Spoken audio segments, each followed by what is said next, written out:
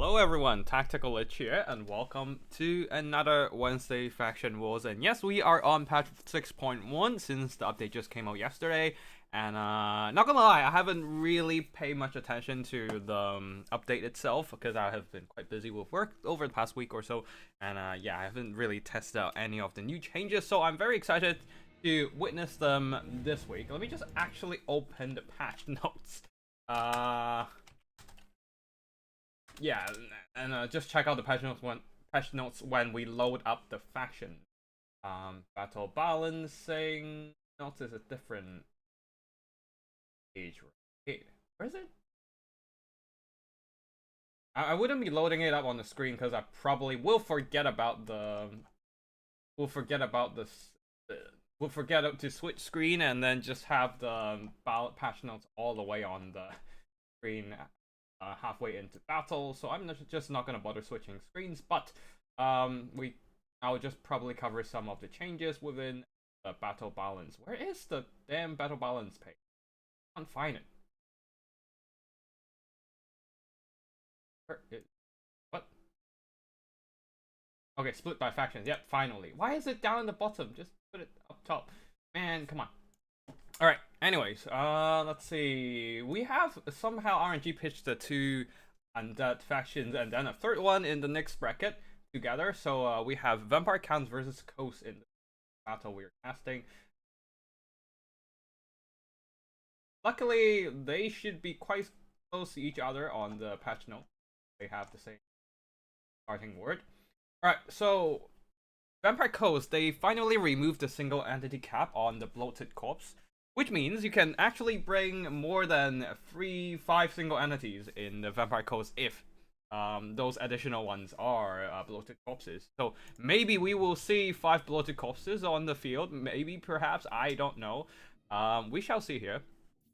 Other than that, not much has been changed. Lufa Harkon got a bit more mass on the Death Freak Terror guys, but he is kind of shit anyways ever since Warhammer 3 started because skirmishing Lord is just not that good against characters with more HP due to the Ultra Unit scale. Arena's Assault Spike got a cost reduction by 50 gold. I don't think that's enough to make her meta, but we shall see if Sandfisher here will take her to battle. Death Freak Terror guys also get an increase in mass. And also Damn Knight's Eren got a little bit of a buff, melee attack and charge bonus, so nothing too substantial. For the Vampire Count, Strigoi, Ghoul King. Wait, hold on. Let me make sure I've got the audio. Yeah, we've got the audio. That's fine. Strigoi Vampire Lord get a 1,500 mass increase alongside the Terrorgeist. Blood Knights got base weapon damage and armor piercing weapon damage increase, which is pretty nice.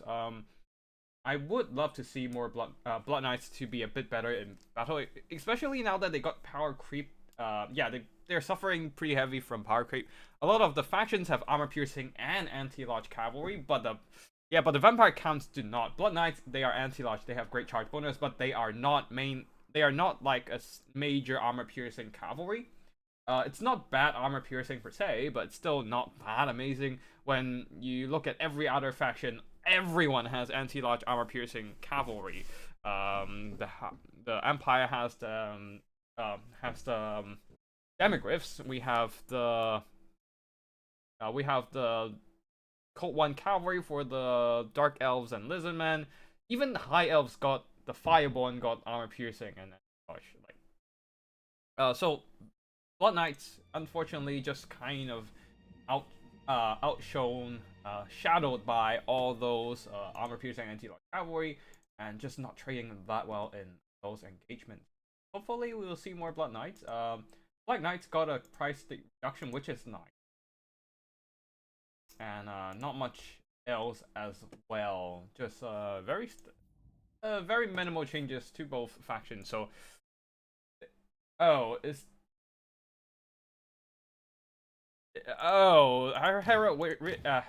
Ridge. Oh, that's the okay. I might actually just.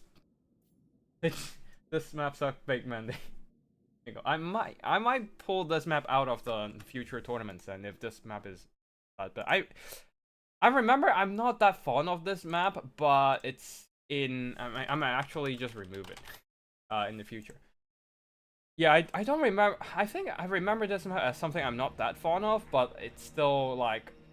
I think it was still tolerable, and it's still in the Conquest map pools, which is why I just kept it there. But I can just remove it in the future if it's not horrible. But yeah, let us just wait for the two players here. Hayseed is ready, but Sen Fishy is still fishing for inspirations.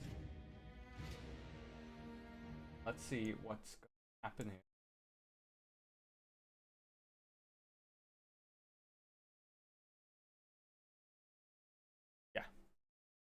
Like the last few hundred gold for Sen Fishy, and then we should.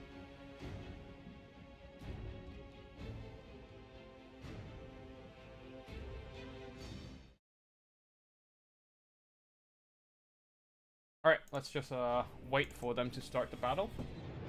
Happens.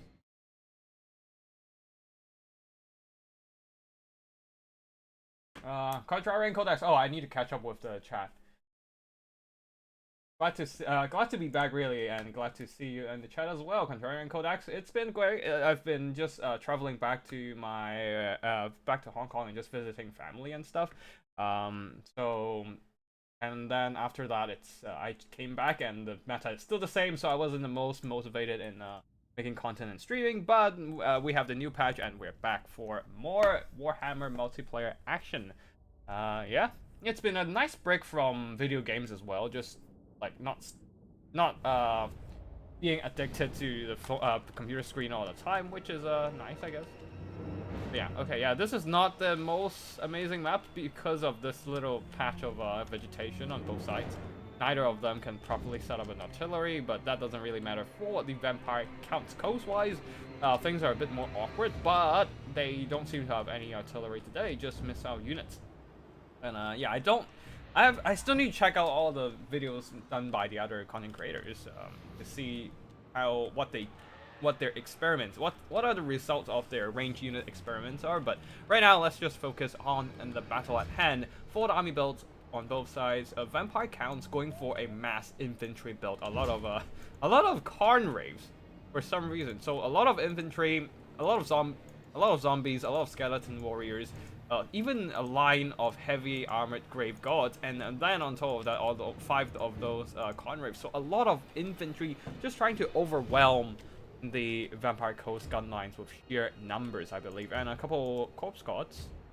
And they're just the regular corpse guards to provide a little bit of a vigor mortis buffing stats and whatnot. Strigoi Gold King on foot. He is very survivable, and seems like, okay, there's no surviving items here, just the hunger and regeneration for the Strigoi Gold King, helping him tank damage. Just a lot of regeneration for himself, and on top of that, Invocation of the Heck and Spirit Leech to counteract enemy damage and enemy bullets in general. On the other side of the battlefield, Vampire Coast also going for mass 20. How many models do we have on the field? This is a 3,500 model on the field battle. A lot of numbers. Everyone is going for the full 20 stack army.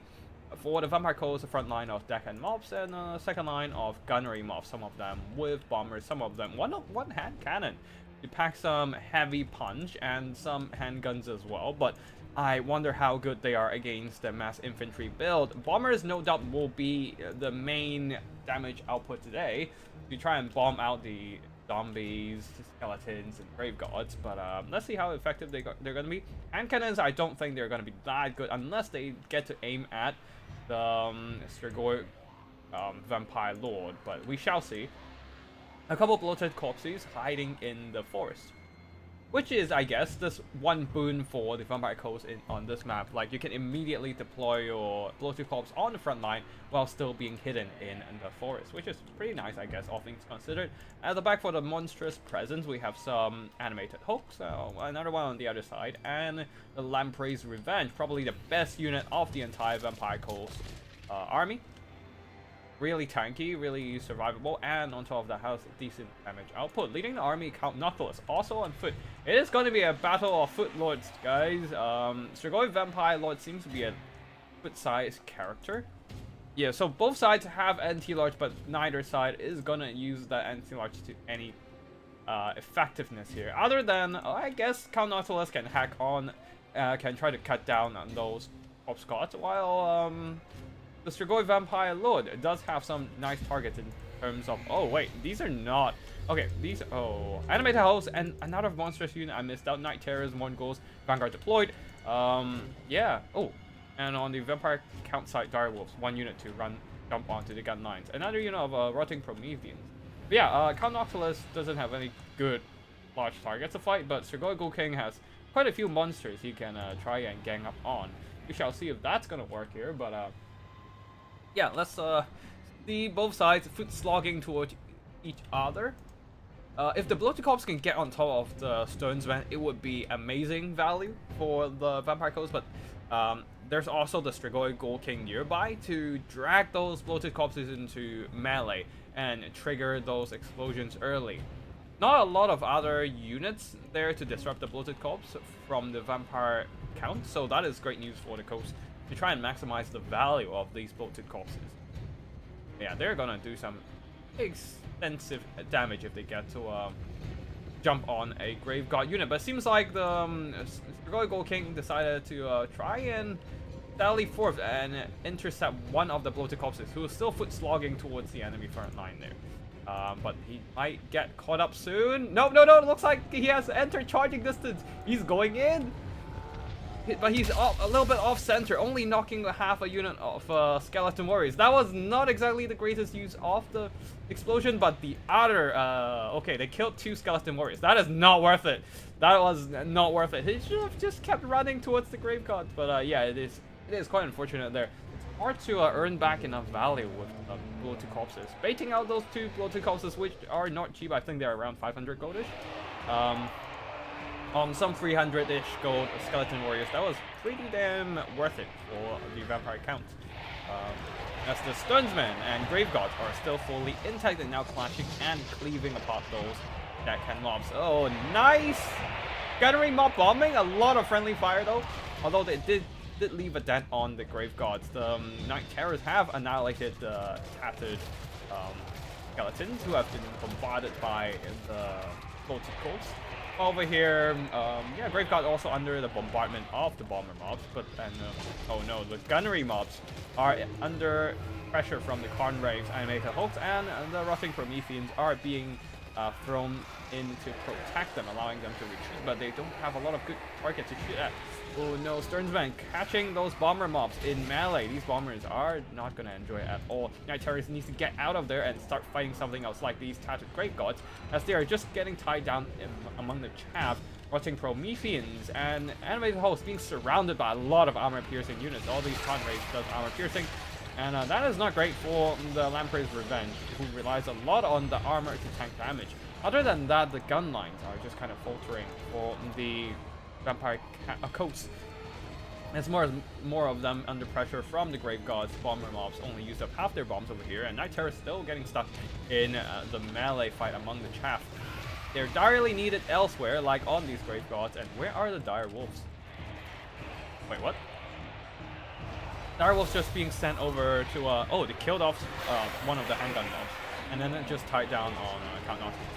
And now the front line has been cleaved apart, cleaved asunder by the Grave Gods. So no more vampire zombie chaff, and the Grave Gods are just flooding into the back lines. A lot of the balance of power for the Vampire Coast rests on their gunpowder units and on their ammo, but as you can see here, the hand cannons just doesn't have a good firing arc to use most of their ammo. Same goes for the handguns here. So yeah, they are just under melee duress all over the place, not able to get a good engagement anywhere. Count Nautilus is truly alone, and yeah, that is quite a one-sided win. There's a lot of 400 gold nowadays for Bloated Corpse. Okay, yeah, that's fine. I guess it's better now, but it's still not worth it. Only when you consider that they exploded on Skeleton Chav. So yeah, pretty neat. A pretty neat build actually. Just flooding everything with explosives. But I think this would struggle a lot if the Vampire Coast decided to bring Rotting Prometheans, which the Vampire Counts definitely struggle against. they are not good at dealing with large armored healing targets. So big giant monsters, they don't have a lot of good anti-launch options even after getting the halberd. So yeah, it's still a little bit rough. But yeah, this build is very skewed and very much rely on their opponent picking a gunline build. And if the Vampire Coast pick like a double crap build, this build is gonna get crapped on. Yeah, no pun intended. But yeah, that is a GG to both players here. VP versus VC. Unsafe faction wars. That is oh shit. Alright, didn't manage to save it. Anyways, let's save that. Faction wars.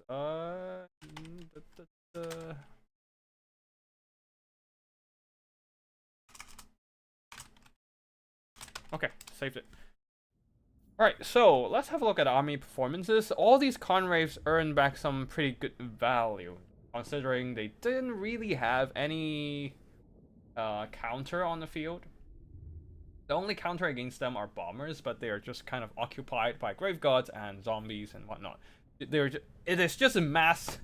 It is just a mass, not 16 infantry build, flooding the poor backline of the Vampire Coast, who only have like 5 melee infantry and another 7 monsters, so 12 units of melee units to try and intercept them.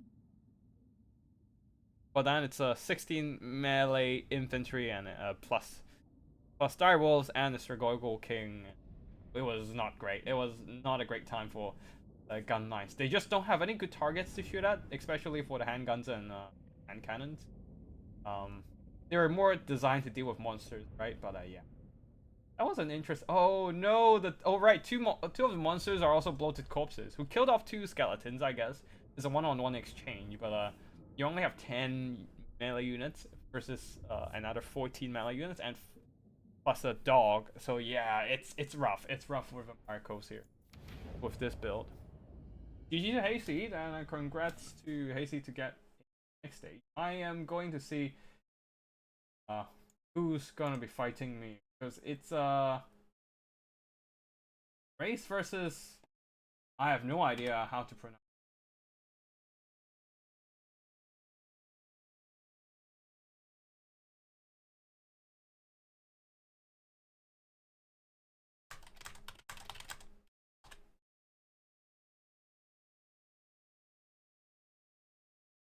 Yeah. Oh, let me just quickly reply some Discord messages and then about some other tournament stuff, and then I'll be back in half a minute.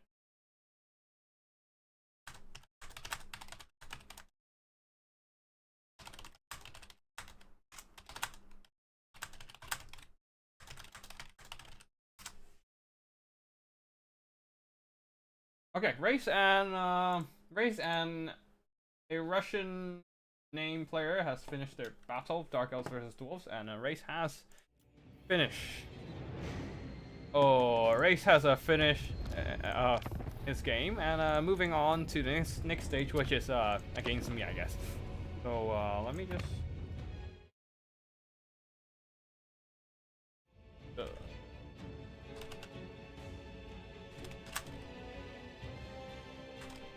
My dudes. I don't know why it's a saying, but it's a saying.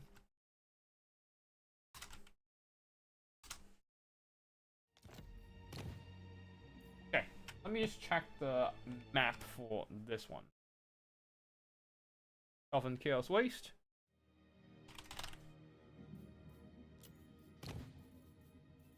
And let's see, I am an Oscan player now. I see Famir seems to have a little bit of a. They have a little bit of change. Either ways, Oscar, Famir Balefiend had a little slight melee attack. He's mid stalkers as a cost decrease. Okay, I'm protecting them. Famir warriors are still kind of expensive, 1200 gold, but yeah, I'll bring them. I'll bring some. Mid stalkers, let's go. We're taking Famir's guys. We're taking Famir. Probably gonna be screwed on our side, but regardless, I'm playing Famir's. What else? Do we have anything? Marauder Ice Wolf Chariot's got a lot of minor buffs. Oh wait, no. Oh. I'll take one then. It's probably gonna be quite painful.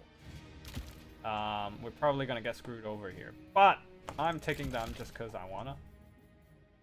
Doesn't matter if we lose, I suppose. Let's just add Ore of Metal. It's classic combo, really. Like a Rust Steering Doom. I'll take Finder.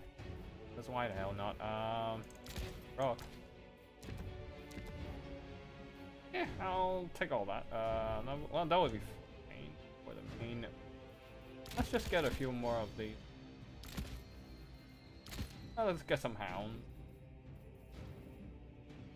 Man, this is so cursed. Oh, I'll cut Final Transmutation. Final Transmutation, whatever. I get a couple Hounds, I guess. Frog went in naked. He can stay. And I am out of money. God damn it.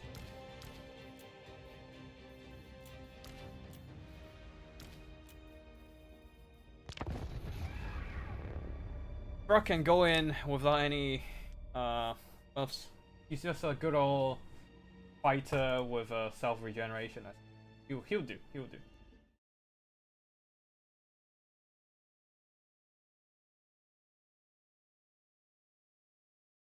Okay, this is gonna be quite cursed. This is race after all. No anti-large Vermeer versus cold ones. That is why I stacked the. That is why I brought Plague of Rust and Skin Wolves. Because the anti-large Vermeer is more expensive, and they are not that amazing in terms of stats anyways. I'd rather bring the regular Vermeer to push the front line, just to stack it on top of Marauders. And if I need to fight cold ones, I'll just throw in some one of the Vermeers and then stack some Skin Wolves and like a Rust on top. Yeah. Not great though. I don't know. I feel like the anti-large Vermeer is just not worth it. I usually use Vermeer as like a frontline backer instead of like an anti-monster tool. I'd rather use Skin Wolves for the anti-large role. And we have this, which is probably gonna die a horrible death, but whatever.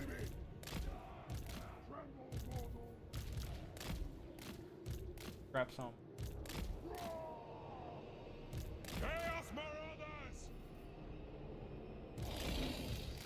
I probably should have brought him on a horseback, but whatever. Alright. Rock can stay at the back there. I don't want a chance.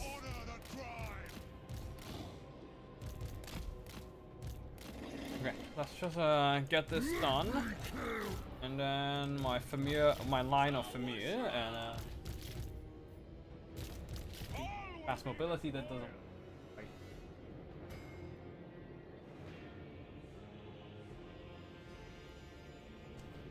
All right.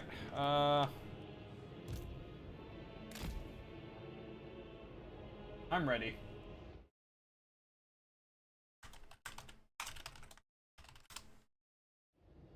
I am feeling Race would already. I don't know if Race is already ready for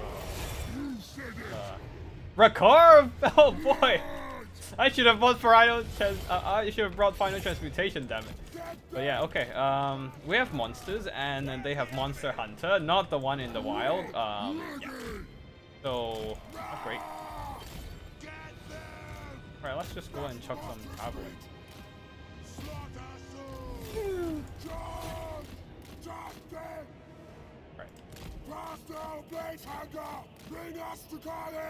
Oh, okay. That left a dent on our Recarve's health. Okay, and then pull back a bit. I don't know what to do with the goddamn chariot, but we shall see.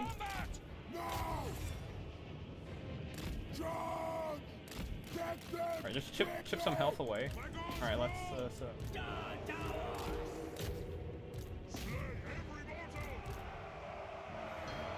see if we can.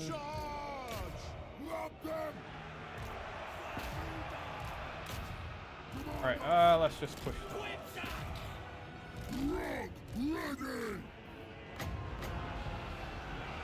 Nah, I'll just drop it.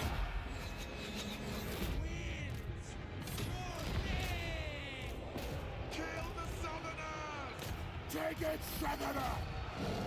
Well, you know what? Conjuring!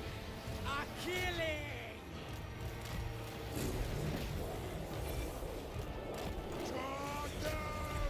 And Rakar's gonna go in, I guess. Oh, pull back. You know what? You can fight that. I should have brought final transmutation, goddammit! Why did I cheaped out? I should not have done that. That time. The master's puppet. Shaman sorcerer. This is such a fuck fest. Alright, look, you guys can go there and back a bit. Why are you? Oh no, my familiars, they are being overwhelmed. God damn it. Dead cowards.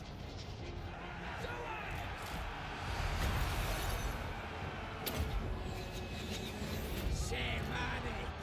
Dead.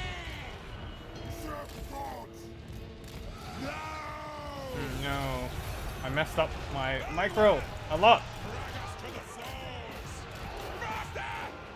Oh, man, my micro is just so shit now. Yeah, that was bad. That was really bad. Why did I not bring final transmutation? And man, my front line got mulched.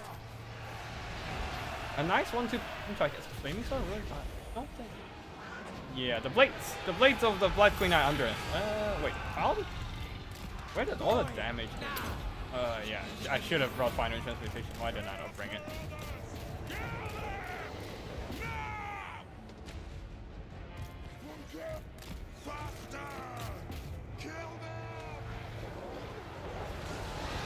Okay. Okay. We run through them a bit and see what happens, I guess. Just keep dropping Searing Dooms on there. Not that it does much in this instance.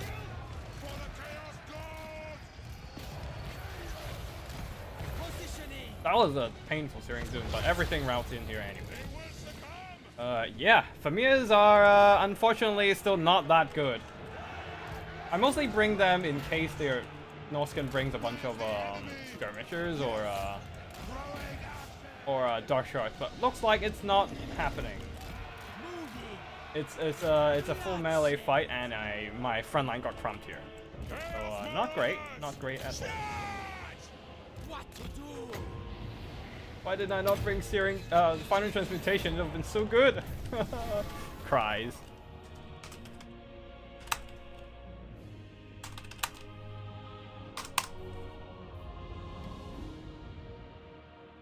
Alright, GG. Oh, we have two Dark Elf factions. Never mind. The other Dark Elf faction lost, so we wouldn't see Dark Elves in the finals. And we wouldn't see a Dark Elf mirror in the finals, which is fine. Okay, that was not a great performance from my end at all. Probably a better. Probably shouldn't have brought Frog. I think a better option would definitely be back to Wolfric and his boat. I just brought Frog because I thought maybe the other side would be bringing a Soul Stealer, but no, it's a Firecaster. And that was not great for Throg as well with the Flaming Sword of Ruin. But mostly it's the damage actually. The female did better than the Skin Wolves. I threw the Skin Wolves into like a melee fight with a lot of enemies, and they're not good at dealing with block fights. And Ice Wolf Chariots, not great. I totally mismicroed the Chariot completely, and yeah, I just have really botched my micro in this battle. My game plan, my game plan. What I could have, Blades of the Black Queen got some good value, and Cohen Cavalry are actually decent as well. Especially with all the buffs being thrown onto them, the Flaming Sword of Ruin, and to boost their damage against my Skin Wolves, and also some additional. Yeah, he brought Blades of the Black Queen, and you never see them in battle. Heavy infantry is just not a great thing in battle, but man, the Cohen Cavalry just smashed my front line bits, especially the Knights of the Ebon Claw. Yeah, I don't have enough anti-large presence to deal with all these Cohen Cavalry, which is a big mistake on my end. Maybe I should have brought the anti-large familiars, maybe. Well, there's no maybe and what if at the end of the battle. So I'll just GG well played to my opponent.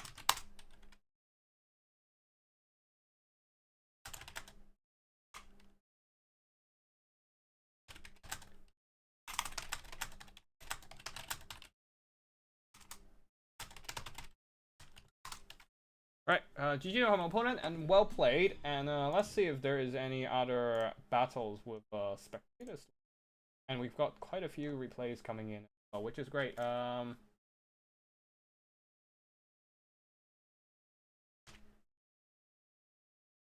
Quickly save them down so I can.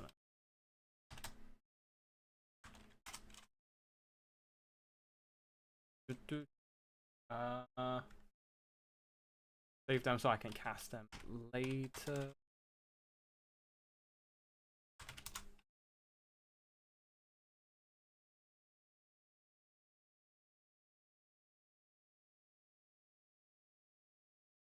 Okay, where did you see in the VP version?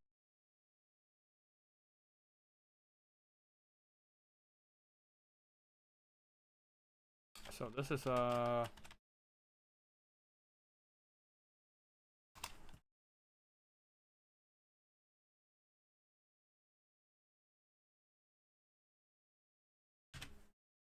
okay, we've got the first round and a bit more. Yeah, first couple rounds. Okay, we've got the first round replay. Everyone is probably playing in a battle somewhere. I'm just not gonna be asking for empty lobbies right now because they're probably in the middle of a game. So what I'm gonna do is just gonna cast some of these replays we received. Yeah, okay. Haven't seen that. We've got 5 replays in the first round that we haven't seen, so let's go. This time we have Skybrand the Exiled versus Contrarian Codex. Warriors of Chaos versus the newly changed Kislev. Let's see what... oh, I forgot to check out the Dark Elves changes as well. Dark Elves didn't have any... oh, they had... Blades of the Blood Queen got a buff. Okay, that also helps them to perform better in battle. Yeah, nothing else being... oh, Knights of the Ebon Claw got a terror trait now. Interesting. They might actually be better against a lot of matchups because they're also a very elite cavalry. Anyways, I can check them out later. Now that we are on the battlefield, let's check out the army builds of the Warriors of Chaos with a front line of Aspiring Champion frontline. I love this. I really love Aspiring Champion as a unit. They are just like Chads of the Warriors of Chaos with only a dozen models, 16 models, a dozen and almost a half. Just strolling towards the enemy. And they themselves can hold down a front line against like endless chaff with the elite melee stats, splash damage, and heavy armor. Behind them is our Marauders being inspired by their heroes and Rotting Riders for the cavalry, some Hellstriders providing some anti-arch presence. 4 of them, in fact. Leading the army is Archaon the Ever-Chosen coming in with Searing Doom and Spirit Leech. And one great thing about the Aspiring Champions is they don't really care about AoE damage, so Archaon can just drop those Searing Dooms around his own troops without a care. And yeah, also Silver Shields, heavy armor, makes them very much impervious to Moam's fire. Even armor-piercing ones doesn't do a whole lot against them because of how short they are. The small foot-sized models helps them evade a lot of those missile shots. Now, on the other side, Zargar's elite armored infantry, but they don't have that much armor piercing. They are not the great weapons variant, so they will still take quite some time before they can take down the Aspiring Champions. The armor piercing version, the great weapons version, would have a better time, but they're not here today, and they're also quite overpriced and underperform. Behind them, Kislev, actually flanking them, Kislevite warriors, and they're also backed up by the Things in the Woods, armor piercing, anti-infantry. This might be a bit of a tougher match for the Aspiring Champions, but Aspiring Champions do have magic damage, and that bypasses the physical resistance of the Things in the Woods, so it's hard to tell how the battle will go. Aspiring champions still have a very solid stats to support them in the fight. Winged Lances on the flanks there, so let's see how this battle will go. Oh right, also Ice Witch Tempest with Hulks of Blizzard and yeah, just Blizzard to do damage to enemy infantry. Oh wait, the Aspiring champions don't care. Yeah, they're just gonna tank those Blizzards like nobody's business. Anyways, yeah, do a bit of fast forward here.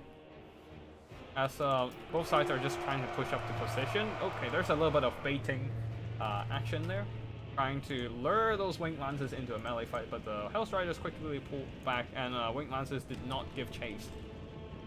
Now the Hellstriders, seeing that the Winged Lancers are a bit out of position, isolated, will quickly jump onto them.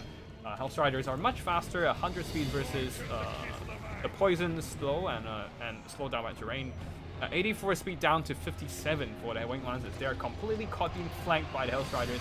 Now the Ice Witch tries to save, trying to save the Winged Lancers, but being surrounded by Rotting Riders and Archaon the Ever-Chosen popping that Slayer of Kings. Oh man, this little Frostworm got absolutely annihilated. Our blood has been popped. Ice Witch is trying to hold on, but maybe her leadership can hold on, but I don't think her HP can hold on any longer here. And the Winged Lancers are dead, and the Ice Witch just got carried deeper and deeper into enemy territory, and I don't think this side of the engagement even matters anymore. The Ice Witch just got hunted down by Archaon the Ever-Chosen, and don't forget the Hellstriders are nearby. They might be frostbitten, but they still have a lot of speed. Okay, they're no longer frostbitten and managed to rout off the Ice Witch, completely shattering them. Oh no, the Griffin Legion a little bit too far away to help, and got here too late. And the Ice Witch will be finished off by Archaon's Spirit Leech. And there goes the Kislev by leadership. Can they hold on with their superior cavalry though? We shall see. Dark Guard and Things in the Woods combined are giving the Aspiring Champions a lot of trouble. This is like 2,500? Yeah, no. 2,000 gold worth of units versus a 1,100 gold worth of units, so that's definitely a lot of value to spend on overloading in these Aspiring Champions. Though at this point the Ice Witch is dead and one Winged Lance is as well being repelled. This means the Rotting Riders and the Hellstriders are freed up to deliver some flanking charges. On the other side, these Hellstriders rear charge into the Dark Gods, but they are not exactly the greatest prolonged melee fighters, especially when there are some Winged Lances prancing around to run them down. So the Hellstriders on the other side took a lot of losses, but here comes a reinforcement. Hellstriders piling in on the other side, they're still pretty fresh. And then Rotting Riders as well. Rear charging into the Winged Lances and surrounding the Dark Guards as well. The Aspiring Champions just holding on. So 13 models left on them. There are some Griffin Legion here trying to return to help. They're still almost full health, but they're going to be surrounded completely by Rotting Riders and Hellstriders of Slanesh. And these Griffin Legion here, they might be a tough fighter, but they're not having a good time. Kislev Warriors will be piling in to try and reinforce, but they are too slow to catch up to the Hellstriders and Rotting Riders. We just switch to a different target and recharge some Dark Guards, terrifying them even with the... Are these Rotting Riders? Rotting Riders doesn't have terror. Where did the terror came from? Oh no, this is the thing. The Dark Guards somehow got terrified by something around here. Is it Archaon? It's probably Archaon terrified them. But he's not that close. Anyways, they are terrified, and at the same time, the Unbreakable Bar Blood effect got popped. And the Unbreakable isn't actually forcing their leadership to be 100, it's locking them in their current leadership status. Which means they're permanently locked, they're temporarily locked in terror until the Bar Blood effect wears off. But that doesn't matter, they're not gonna come back anyways as army losses hit for Kislev. That was quite a... Rotting Riders have terror? I didn't see it on there. Weird. It's probably Rotting Riders then. Yeah. Rotting Riders getting some solid value here. With the help of these Hellstriders hunting down the enemy Winged Lances. Most importantly, Ice Witch. Getting so much value between Archaon and the Rotting Riders here. And Aspiring Champions did what they had to do. Just hold the front line until the mobility, the hero, the character finishes job on the flanks and come back to help. yeah, GG to both players here. And seems like Skybrand Exile will be moving on. Managed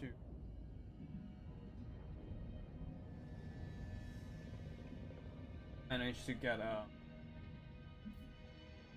Yeah, I can manage to get a win. How can you route with Bio? But that is a problem for CA to answer, honestly. But yeah, anyways. Warriors of Chaos OP, please. Please, no. Warriors of Chaos isn't exactly in a good state, to be fair. Yeah, it looks like, ooh, semifinals are ready.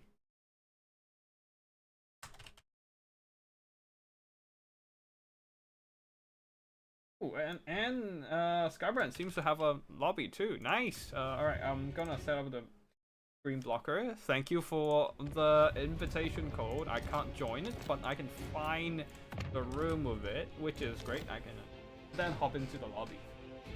Appreciate the invitation code, Skybrand John. And it's Race versus Skybrand Exile Dark Elves versus Warriors of Chaos, and let's see what's gonna happen. What update did I have? I need to... Okay, not a lot that we've seen. They updated Dragon Ogres with a reduction to permanent cost. Kolek Sun Eater got a plus 10 leadership. Maybe it's time of Kolek again. Reduction to the cost of the Bilious Thundergraph Chaos Giant, Nurgle, Mark of Nurgle Giant. Forsaken of Slaanesh got charge bonus. Chaos Warriors of Nurgle got a cost reduction. Murder Horsemen of Throwing Axes of Nurgle got a very minor 25 gold cost reduction. Chaos Chariots of Slaanesh and Civilian Slaughtercade got additional charge bonus. Not that interesting. So not a lot of interesting changes to both Dark Elves and Warriors of Chaos. But we shall see if Race decided to bring in the Blades of the Blood Queen again. It's hard to tell. He has literally nothing on his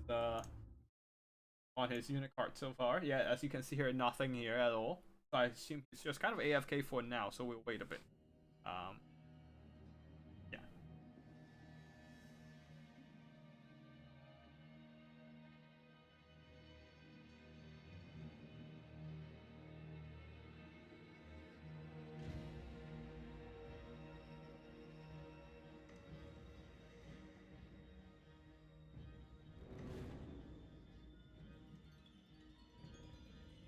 Alright, we just gonna wait.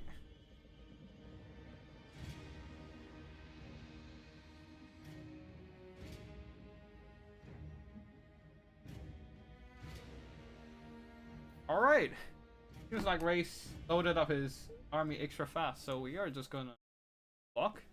And we are seeing Nelossi. Is that Nelossi? Wait, no, Nelossi is the one with crossbow, right? So we have a sword and shield Dreadlord. And 5 Bleak Swords, 4 Koan Knights, and the Knights of the Ebon Claw. Knights of the Ebon Claw is a Koan Dread Knight, so it is not in the unit count for the Koan Knights. So it should be fine. And I didn't catch the rest, so we're just gonna wait for the armies to load in. Oh, wait, let's go. Dark Elves. What else? We have some Dark Rider with repeater crossbow and a Cold One Chariot. What the hell?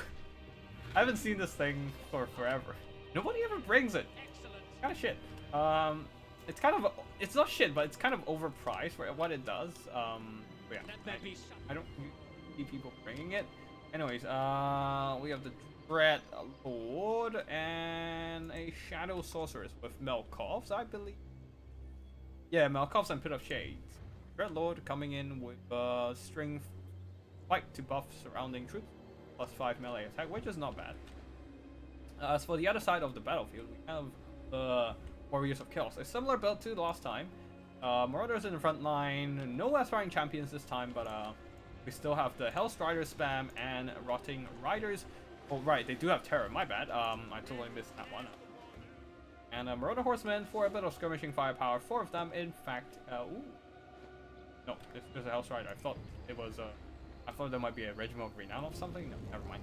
Hell Cannon providing some firepower, but we do have quite a bit of vegetation on the field. Maybe perhaps the Hell Cannon would fare better if they are positioned here, the opening. But then again, Hell Cannon shoot across an arc. It has a high firing arc, so I don't think the vegetation is that much of an issue. Yeah, you can see a firing arc just goes way over it. Anyways, leading the army, Safrel, the Ever Watcher, coming in to do some disruption with Final Transmutation and Lake of Rust. Already a nice hit from the Hell Cannon. Putting a dent onto the Knight. The Bleak Swords. I would say Knights of the Ebon Claw might be a good target as well. The Hell Cannon does track with its missile, so shooting at cavalry is not bad at all. Just knocking out a few models here and there. A couple models down, and also do some extra HP damage. Maybe a Final Transmutation somewhere. Oh, Koan Knights trying to go for that. A brave charge right ahead of the entire army and straight into Marauders. But here comes Hell's Riders, who are much faster than them. They need to get out of there ASAP, or else they're just going to get tied down by Hell's Riders. But Safrel will intercept them from behind and manage to block off their retreat for a bit. And now Hell's Riders are right on top of. Oh, that was a little bit of lag there. Hopefully it doesn't cascade into anything. But yeah, piling onto the Koan Chariots, that might just be goodbye for the Koan Chariots. And Hell Cannons continues to bombard the Koan Knights. Hell's Riders trying to run around on the Dark Elf formation here, but the Koan Knights and Knights of the Ebon Claw somehow manage to get into charging distance, getting the charge acceleration and catching them in melee. Hell Cannons continue to fire, but Rotting Riders are piling into the front line as well, trying to hit up these Koan Knights. Plus, Dreadlord got dragged into the melee fight here. Koan Cavalry, Koan Chariots have been repelled. These Koan Knights also suffering heavily at the hands of the Rotting Riders. And a Final Transmutation, catching both of the characters, doing some really nice damage. Dreadlord continues to get tied down in this mess as the Rotting Riders surround her. Though Koan Knights managed another unit of Koan Knights this time managed to punch through the enemy front line and get on top of these Hell Striders. On the far side there, Hell Striders and Marauders are just kiting the Knights of the Ebon Claw, keeping it away from the main fight here. Though that is more value than the act. All three units combined have more gold than one Knight of the Ebon Claw, so that was probably not worth it. That was probably more Knight of the Ebon Claw keeping them away from the fight. Anyways, Rotting Riders managed to came out of that fight mostly unscathed. Not a single unit model lost, and they're still regenerating. Don't forget about that healing of themselves. Dark Riders have been harassed by the Murder Horsemen, as they cannot do 360 shooting when they're being chased. So yeah, taking a lot of losses in the process. Hell Cannons have been kept safe mostly, as the Koan Knights are too busy fighting the front line fight instead of dealing with this artillery at the back here. Getting 92 kills and almost 800 gold worth of damage value, these Koan Knights need to shut them down soon, but it seems like Bleak Swords are nearby to get the job done. Though unfortunately, Dreadlord has been chased off by Safrel the Everwatcher and will be chased off the map perhaps. And while the Knights of the Ebon Claw still have been struggling to catch up to the Hell Striders, getting peppered by Javelin. All these Koan Knights here will be finished off by the Rotting Riders plus Javelins combined. So the Dark Riders here managed to regain their composure and start turning around and firing at the Rotting Riders and getting some value with their crossbows finally. But yeah, all these Dark Riders with repeater crossbows are getting dragged into a melee fight they do not want to be in. As Marauders, Horse Masters, these are Horse Masters, okay. That makes them even better melee fighters than the regular Marauders, Horsemen, and they are more than capable of dragging down finishing off these Dark Riders in the melee fight even. Seems like Pit of Shades will be called in to try and thin out some of these Marauder Horsemen, but I understand why you use that spell, I guess, but yeah, I don't feel like it is the most effective way to do so. Yeah, things are looking quite grim for Dark Elves right now, as they lost their Lord and their Koan Cavalry got completely dumpstered by the Russian Riders, who earned back their value, almost earning back their value. I think they are like 2,300 gold or something like that, so they're expensive. They're some expensive boys. But yeah, they have earned back some substantial value, and they're still healing with only 3 models left.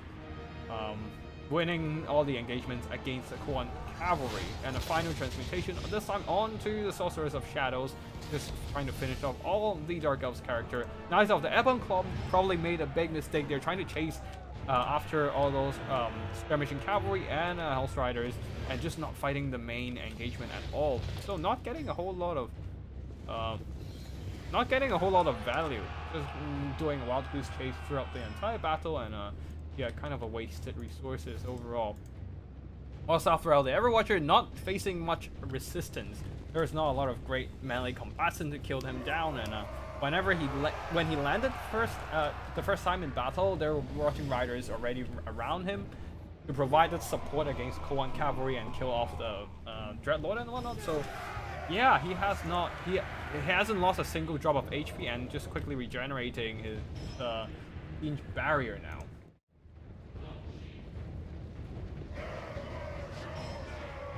So yeah, looks like it is going to be a victory to the Warriors of Chaos. Also, like, I think Race just kind of YOLO'd his Koan chariot in there. Was not great for his army as well. But yeah, that is going to be GG for... I believe that is going to be GG for Race. And Scarbrand Exiled will be moving on to the finals of the 20.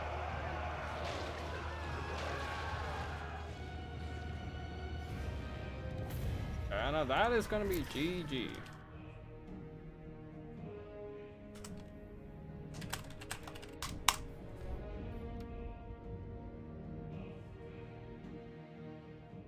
Now see the actual damage value here. One of the Koan Knights did okay.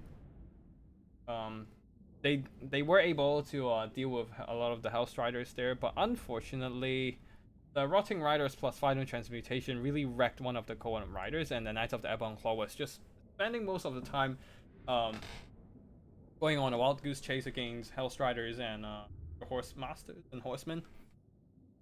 So not great for them for sure, because they are a pretty expensive cavalry as well. Hell Cannon got some okay value, but of course they got exposed to a Bleak Sword in the end, so didn't manage to use up all their ammo, but still that was more than enough for Sathral and the Rotting Riders to carry the game there, dumpstering the enemy Koan cavalry and also finishing off the Dreadlord. And yeah, that was definitely a niche build from Race there, so I think he was just trolling with his build a bit. Unfortunately, I probably wouldn't bring Dark Riders against Warriors of Chaos myself, because I have shit micro, so I know I wouldn't be able to keep the Dark Riders alive. Like Race at least managed to get a few volleys out with the Dark Riders with the repeater crossbows. I wouldn't get a single volley out, except at the very beginning of the battle, because after like a minute or so, when everything starts engaging in melee and starting to fight, I'll probably just lose control on the Dark Riders, and something like the Hellstriders will just catch up and finish them off. So yeah, like Dark Riders is, I feel like Dark Riders is just you basically treat them as like a fast-moving missile infantry. You don't treat them as any kind of skirmishers. They can't shoot and kite. They are just really quick at repositioning. They're just fast for repositioning, and that's about it. Like they're kind of they can't skirmish for shit due to the lack of 360 firing arc. Yeah.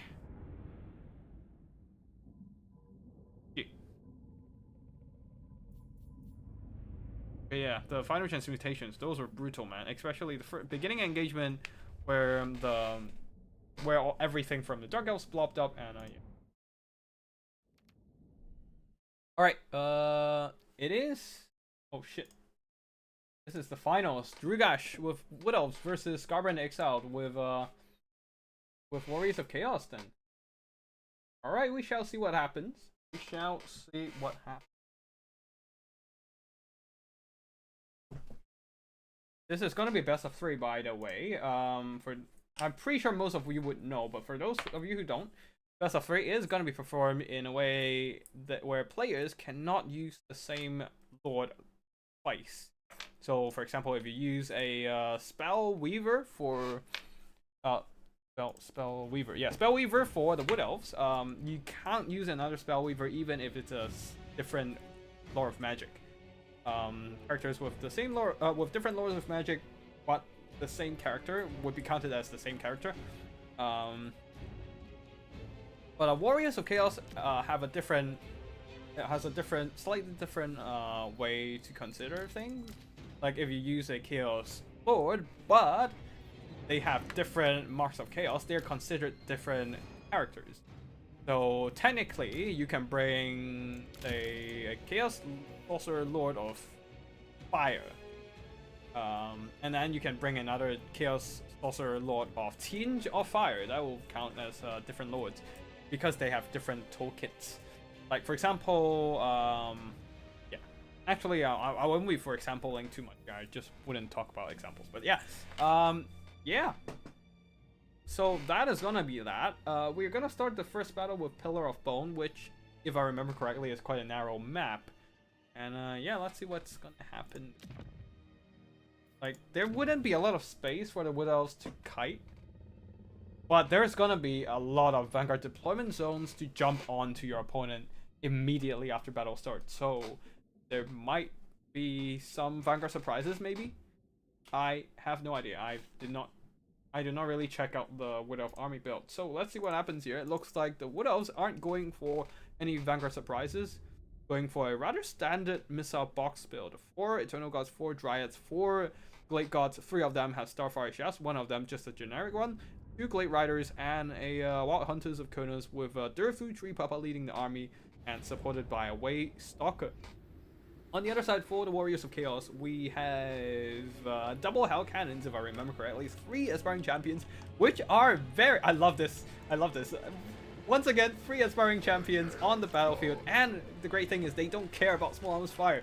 All that Starfire Shafts against them, they're not going to do much with the 55% missile block chance and foot size models, making missiles hitting them with a rather low hit chance. Anyways, there's a bunch of Cheap Chaff Marauders at the back there, and a bunch of Hell Striders providing some mobility support, leading the army. Oh, there's... Wait, that's 5 marked units? Yeah, that is a mark of... Wait, what? Slaughterbrute doesn't have a mark? Yo, I did not know that. How the fuck does Slaughterbrute does not have a mark? Okay, never mind. I thought that is like 5. That is... I thought that was 5 units of marked by Chaos units, but Slaughterbrute doesn't have a mark, so it doesn't count, I suppose. But yeah, leading the army is a Chaos Sorcerer Lord of Nurgle with Fleshy Abundance, I guess, for the Slaughterbrute, and that's about it. He's just here to heal the Slaughterbrute and he himself tanking damage. So the Slaughterbrute needs to do a lot of heavy lifting since since that's all the magic is gonna support.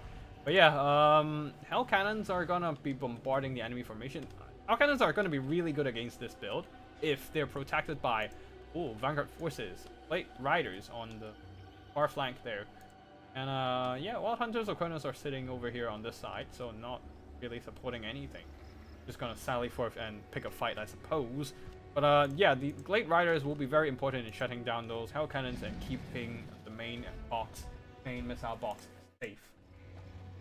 And yeah, did I turn off the screen blocker? Yes, I did. That should be fine. Yeah. Aspiring Champions will be the mainstay for the front line there. Hold it down. Just to, like, slowly cut through the enemy infantry. Eternal Gods have armor piercing, but they don't have enough stats, and the Dryads are pathetic against armored units. So yeah, Aspiring Champions are gonna hold unless they are up against Durfu himself. Really love Aspiring Champions in here. And Waystalker trying to snipe out the Hell Cannon with that Arrows of Konos, but it's gonna take him quite a while. And a nice Hell Cannon hitting the Dryads. Probably should switch over to the Glade Gods, and which are the more threatening side of this build, having the armor-piercing missile fire. To especially, really, it's just missile fire against the Slaughterbrute. That is gonna be very threatening. And it seems like the Hell Cannon has switched over, knocking off 16 models on this Glade God at once, and 11 unit models down on this as well. So that is some brutal damage coming in to shut down on the Wood Elf firepower. And okay, that one missed, which is not bad for the Wood Elves. Just they need to get close to the enemy formation as soon as possible. But another brutal hit. This time 12 models down and a lot of HP gone. Now the Wood Elves are firing, peppering down the aspiring champions, but they are just shrugging it off mostly. Like that is a lot of missiles focusing on them, but that 55% missile block chance and being a foot character, they're just shrugging it off, man. They don't care. They don't care. They just there to buy time for the Hell Cannons to keep shooting. They need to make sure the Blade Gods cannot get close enough to aim at the Hell Cannons. Otherwise, the Hell Cannons will just get shot up by the enemy missiles. Already, one of the Blade God units have been routed by the Hell Cannons, and now the aspiring champions are charging in. They have really nice splash damage, so they're just slicing through the Eternal Gods with a charge.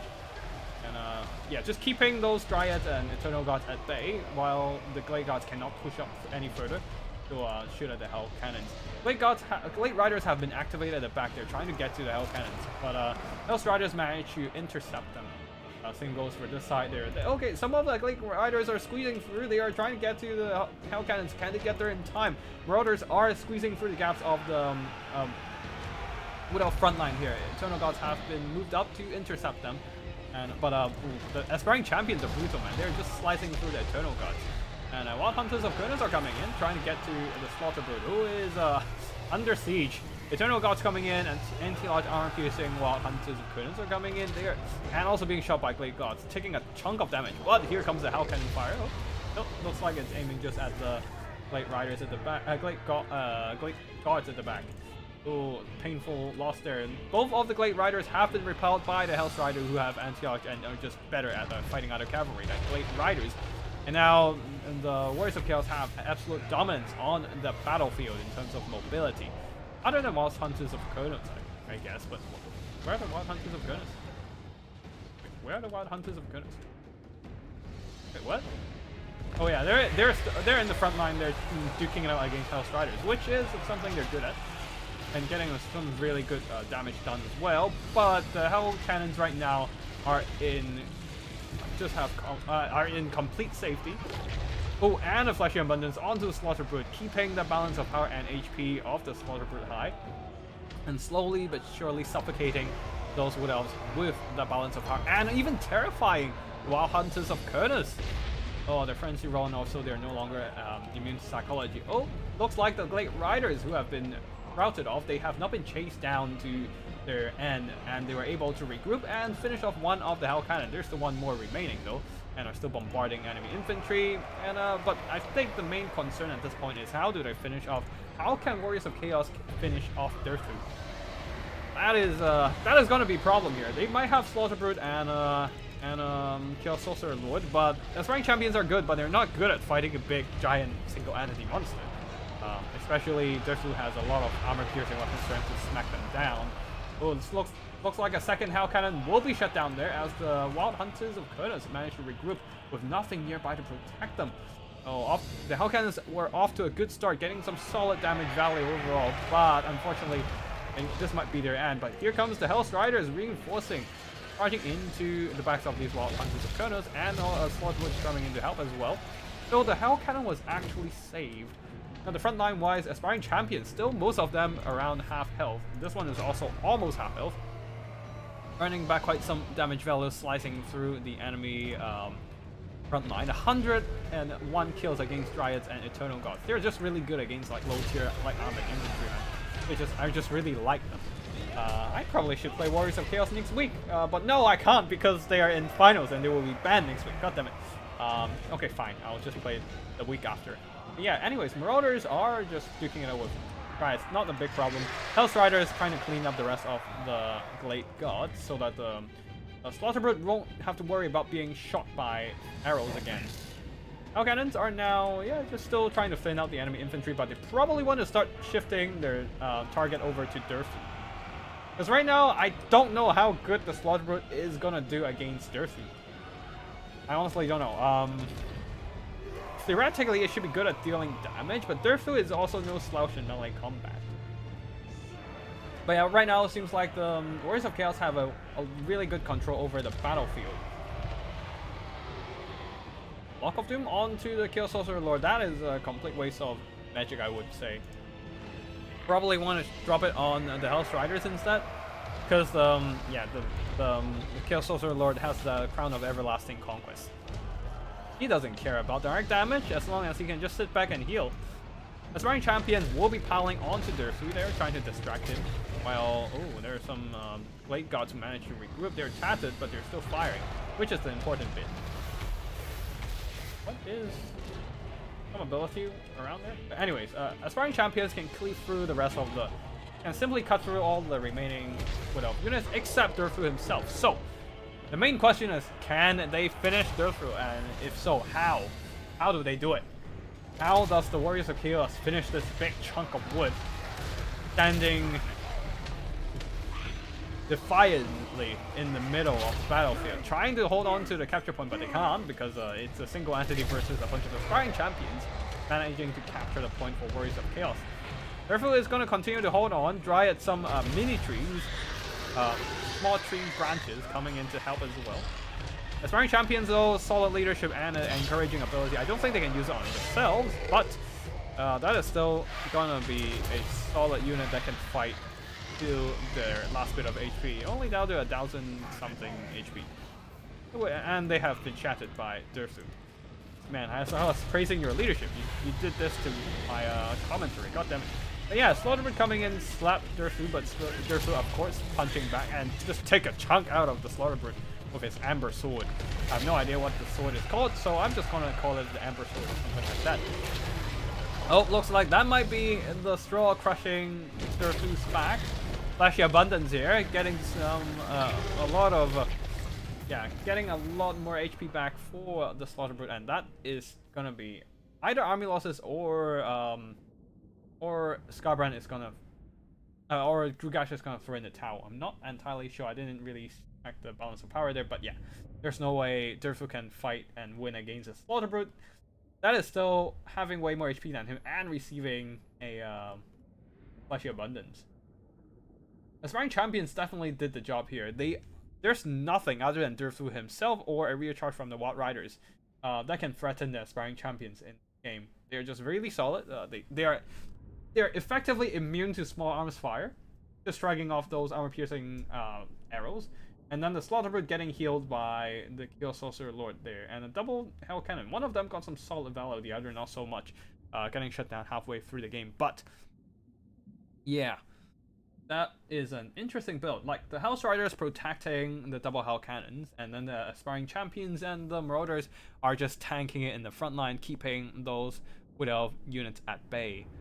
Really nice build from Skarbrand X out there. I really love that Aspiring Champion combo, especially because I always love a good Aspiring Champion build. Love to see these guys. They're just very underrepresented, and I definitely think they deserve a little bit more love.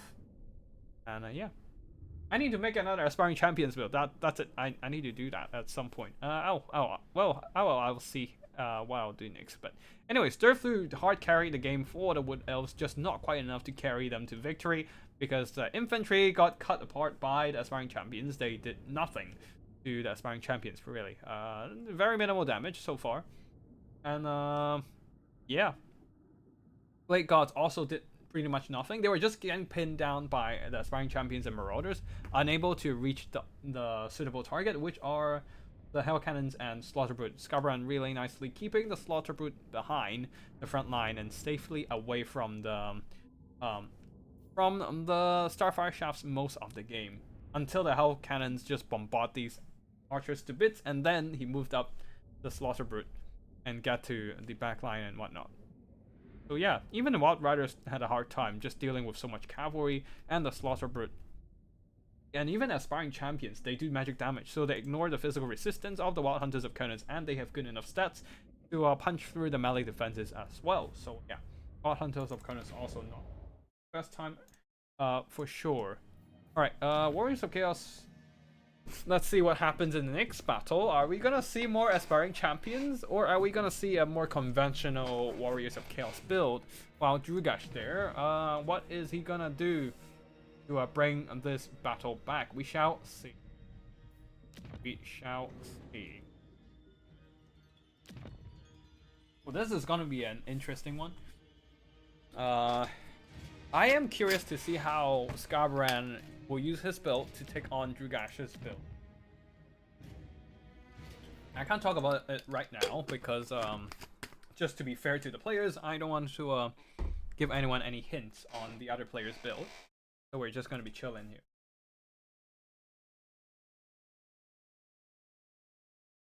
Oh shit, I totally missed out on the chat here, forgot.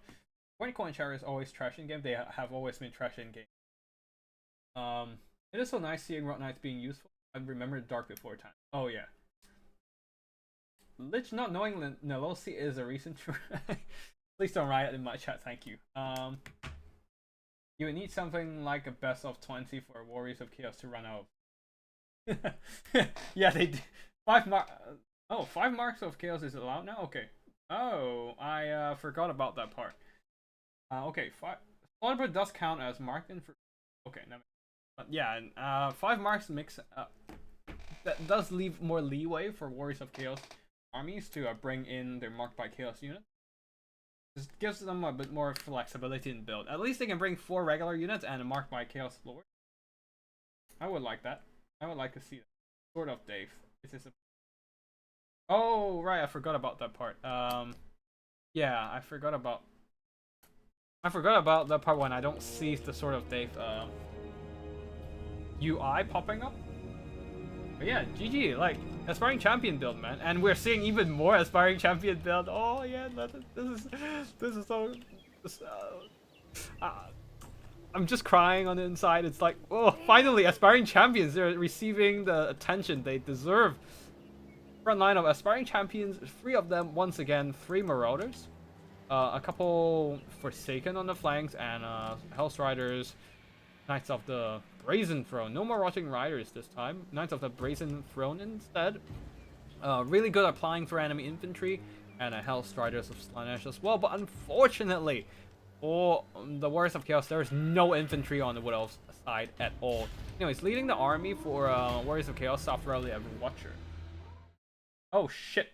I forgot about that. Sorry about that. Okay, once again, let's go through the army builds again. 3 Aspiring Champions, 3 Marauders, and 3 House Riders, 2 Forsaken on the flank. Knights of the Brazen Throne, which is kind of wasted against a full cavalry army. Their mass increase for their mass and charge speed increase doesn't really do that much against cavalry. They're really good at applying for infantry with the collision damage, but against infantry, it's a waste. Yeah. But on the Wood Elf side, it's a full kite army. 4 Glade Riders with Hackbane tips. But they're just shooting at aspiring champions who are just shrugging off the missiles, even with 4 whole units of skirmishing cavalry firing at them. Blade Riders on one side and 2 Wild Riders on Wild Riders and Great Stack Knights on both flanks. Wild Hunters of Kurnos once again, and Spellsinger of Shadows with Melkovs ready to drain down the enemy cavalry, which is going to be really good against the House Riders and Forsaken.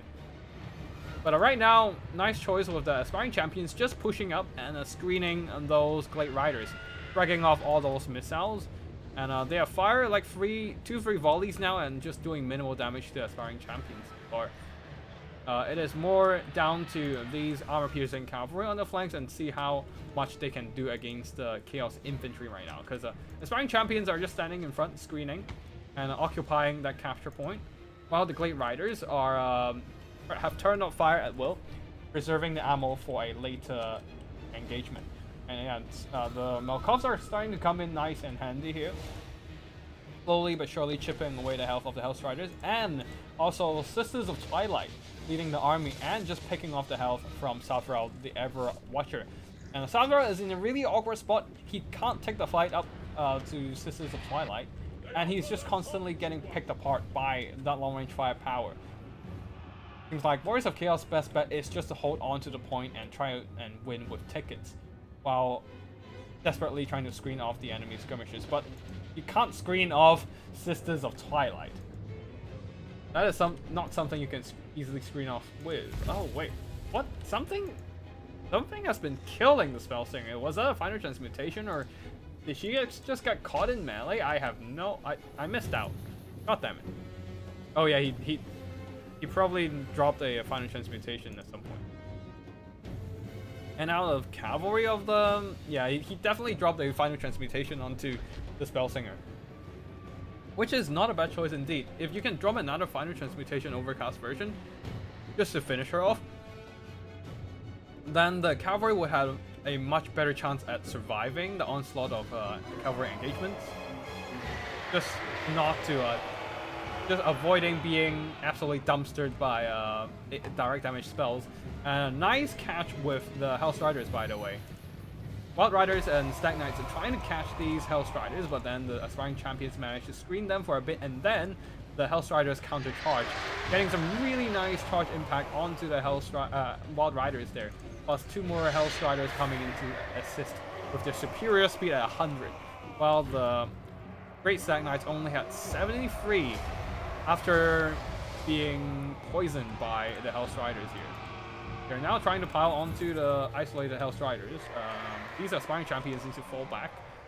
So these Hell Striders are trying desperately to make sure the Wild Riders cannot keep up. Ooh, was that another Final Transmutation? Yeah, that was probably another Final Transmutation onto the Spell Singer. And yeah, there goes the... Yeah, there goes... I didn't even realize Sapphiel has this ability, but anyways. Yeah, there goes the Spell Singer here. The Hell Striders were trying to hunt her down. But yeah, Sapphiel just continues to fly away. He couldn't really do much at this point. He's just gonna get hunted down by the Sisters of Twilight. And the Spell Singer most likely would regroup before the white line. The Hell Striders needs to make sure she doesn't come back. They're just teetering on the edge of routing, but they're still not actually routing. That immune to psychology from Slaanesh really comes in handy, as the fear of the Great Stag Knights doesn't apply to them. And that allows them to hold on just long enough for the Spell Singer of Shadows to be seen off the map.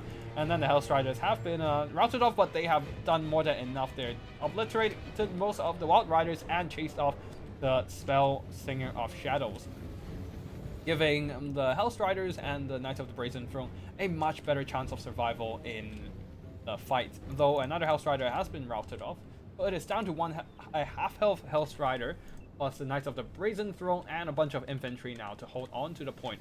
It is going to be a bit of a drag down situation here, since we are seeing a lot of kiting action, but Sapphiel the Everwatcher is almost dead. He's almost being dealt with, so that's going to give the Wood Elves a big advantage in terms of balance of power.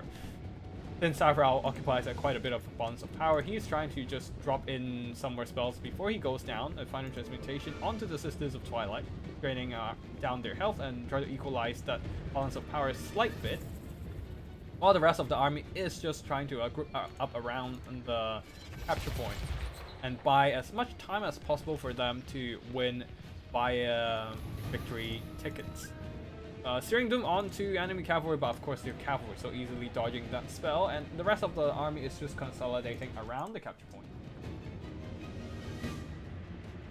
And we shall see what happens here. Another shot from the Sisters of Twilight, and yeah, it's gonna be the end of Sapphiel. For some reason, down to 29 HP, and he was still not crumbling. It needed another shot from Sisters of Twilight to finish him off, but yeah, that puts a dent on the leadership of all these Chaos troops recently died. And there's nothing to stop the Blade Riders to keep just shooting at the poor Hell Riders at this point. Might as well just take the fight up against the Great Stag Knights and try to take them down in melee. Do as much damage as possible and before going down in this last hurrah. Well, it looks like Sisters of Twilight is coming in. They need something to jump onto her right now. Knights of the Brazen Throne probably could help, but no, they decided to go after these cavalry instead. Aspiring Champions don't care about these light Blade Rider charges. They can tank it, and then Knights of the Brazen Throne charging in and doing some nice counter-charging damage. But here comes the Wild Riders, Wild Hunters of Kurnus and Great Stag Knights, but trying to hunt down the Hell Riders. But the infantry continues to screen. Really nice control of Scarbrand over his army. Just keeping all these units under control around the capture point, keeping it in check, and also keeping these units mutually supporting each other and trying to buy as much time as possible for that victory ticket count to run out. Now, it is getting quite tight for the Wood Elves. They have roughly 4 minutes time left. Since it is, yeah, 4 minutes now. Less than 4 minutes left for them to capture the point.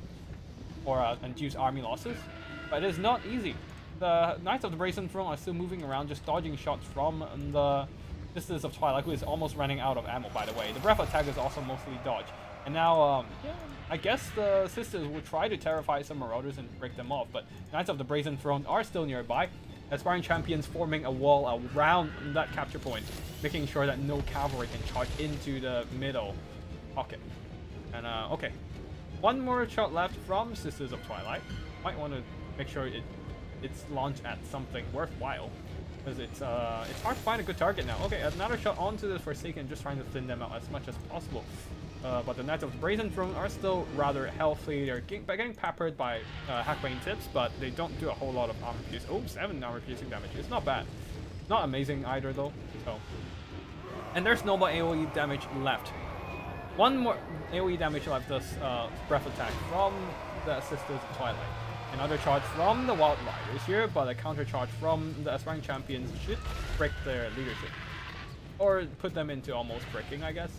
3 minutes left for the Warriors of Chaos to get a win, or for the Wood Elves to take over the capture point or induce army losses. But at this rate, it is going very slowly for the Wood Elves, and I don't know if it is getting they're taking out balance of power fast enough from the enemy here. Oh, looks like it's going to be a great charge for the Wild Hunters of Kronos as the Marauders are retreating, but here comes a counter charge from the Knights of the Brazen Throne repelling them. But that charge kind of exposes the Knights of the Brazen Throne to the Stag Knights, but here comes the Marauders and Aspiring Champions piling in, trying to aid. But some of these Brazen Throne Knights of Brazen Throne models are outside of their infantry protection, and on top of that, Wild Hunters of Kronos piling in, Sisters of Twilight piling. It's an alpha strike for sure, trying to snipe out the Knights of the Brazen Throne, and it seems to be quite successful so far. Balance of power quickly dropping against the Warriors of Chaos. They are still trying to consolidate the rest of the units here, keeping them fighting around the capture point. It is going to be a close one as we are approaching down to the last 100 victory tickets. A minute and then some for the Warriors of Chaos to hold on. The Aspiring Champion seems to be still quite healthy. Balance of power is in favor of the Wood Elves, but it's also still not dropping that fast. A mass break from the Marauders, though, getting terrified and chased off by the Sisters of Twilight and then the Great Riders. Aspiring Champions, the encouraging aura, really important factor to keep these Forsaken still in the fight, as they are encouraged by nearby unit. I don't think that is enough to keep them at plus 17 leadership, but that is still something to consider about just keeping them in the fight for a little longer than they should have. And Aspiring Champions, though, they just refuse to go down. Oh boy, they're tanking it. They are holding on. I don't know how much capture weight they hold, but they are certainly holding on for sure. And they're just refusing to go down, man. They're just still holding on around the capture point, keeping it under the hands of the Warriors of Chaos. Sisters of Twilight is just trying their damnedest to finish off these Aspiring Champions, but this Aspiring Champions didn't hear no bell. They are still holding on, just repelling the charges of the Great Stag Knights, even taking down their HP bit by bit with their magical attacks and impressive melee stats. Go Aspiring Champions, they are all that is left between Warriors of Chaos and defeat. They are the only bastion left for the Warriors of Chaos to win, and seems like they inspired the return of these Marauders here, regrouping and once again rushing into the fray, trying to aid these heroes of the Warriors of Chaos. Down to the last 12 seconds, 10 seconds, 9, 8, 7, 6, 5, 4, 3, 2, 1. So close, but the Aspiring Champions have saved the day for the Warriors of Chaos. God damn, the Aspiring Champions just refuse to let go. They hang on and on and on until they managed to take the game. Oh fuck, I forgot to save the first game. Anyways, I think this is a more important game here. Oh god. Man, I love Aspiring Champions. Fast Warriors of Chaos units. No discussion. GG to both players. Oh man, that was a good one. I haven't seen Aspiring Champions for so long, but they managed to hold on. And as a result, Scarborough scored a second win in this best of 3 series and managed to take down the win for today's tourney. GG to both players. Really impressive performance from Drugash as well. The kiting, the patient kiting was very well executed, but seems like aspiring champions. In this house, aspiring champions are a hero, and I won't hear otherwise. Yes, indeed. Aspiring champions. Again, hands down, best unit of the entire Warriors of Chaos army. Not just because they're heavy armor aesthetics and all, but also because their unique role on the battlefield. Like, they are kind of like Doom Seekers, not a whole lot of models. But the thing is, they're not good at dealing damage. They're good at holding the line. And that is something that Warriors of Chaos doesn't have. Like, you have the heavy armored infantry, but you never see them anyways. And they're very susceptible to, like, artillery, bombardment, spells, and whatnot. But aspiring champions, they don't care. They just hold the line. You can shoot them with missiles, bombard them with artillery. They are just gonna hold the line. They don't give a shit. They just don't do a lot of damage. I guess cannons can do some good work against them, but even so, they're just so good at holding the line. Like, shit. Yeah, they just hold the line. They just hold the line. They're just a bit more expensive. That's a problem. Thanks for joining my 20. Yeah, that was definitely a fun one. I really appreciate everyone showing up, and congratulations to Skybrat and his triple aspiring champion builds. Really appreciate seeing this unsung heroes of the Warriors of Chaos. They are definitely, again, favorite unit of Warriors of Chaos. Yeah, they're just so good. I might actually cast it on my channel for a battle replay. Yeah, that was a good fun one. GG to everyone, and hope you all had fun in the 20. We are moving on to the replay section of the 20. I need to check if we have more replays coming in. Okay, yeah, we have the another semifinals in, and then that should be all for today. Quickly save that to the folder. Yeah, that was a good that was a really good game. I really love it. Like, I always, again, I once again proclaim my love for aspiring champions. Just such a great unit. Like they're not like a greatest unit in the game or anything, or not even the greatest unit on the Chaos roster, in terms of like the meta and all that. But they're just such a unique. They have just such a unique role. They are like the absolute chads, standing in the front line, inspiring men around them. Heavily armored, badass fighters, cleaving through hordes of enemies. Like, they can cut through hordes of chaff like it's nothing. They don't give a shit. They just cut through all the chaff. Yeah. With their splash attack, magic damage, and high weapon strength. They don't give a damn. And they just hold the line. And yeah, they're just such a fun unit when you see them. Alright, yeah, but that was a good one. GG to both players. We are moving on to the replay. Actually, I need to rehydrate first. Give me a second. And I'll be back with yeah, I'll be back to cast the rest of the battles.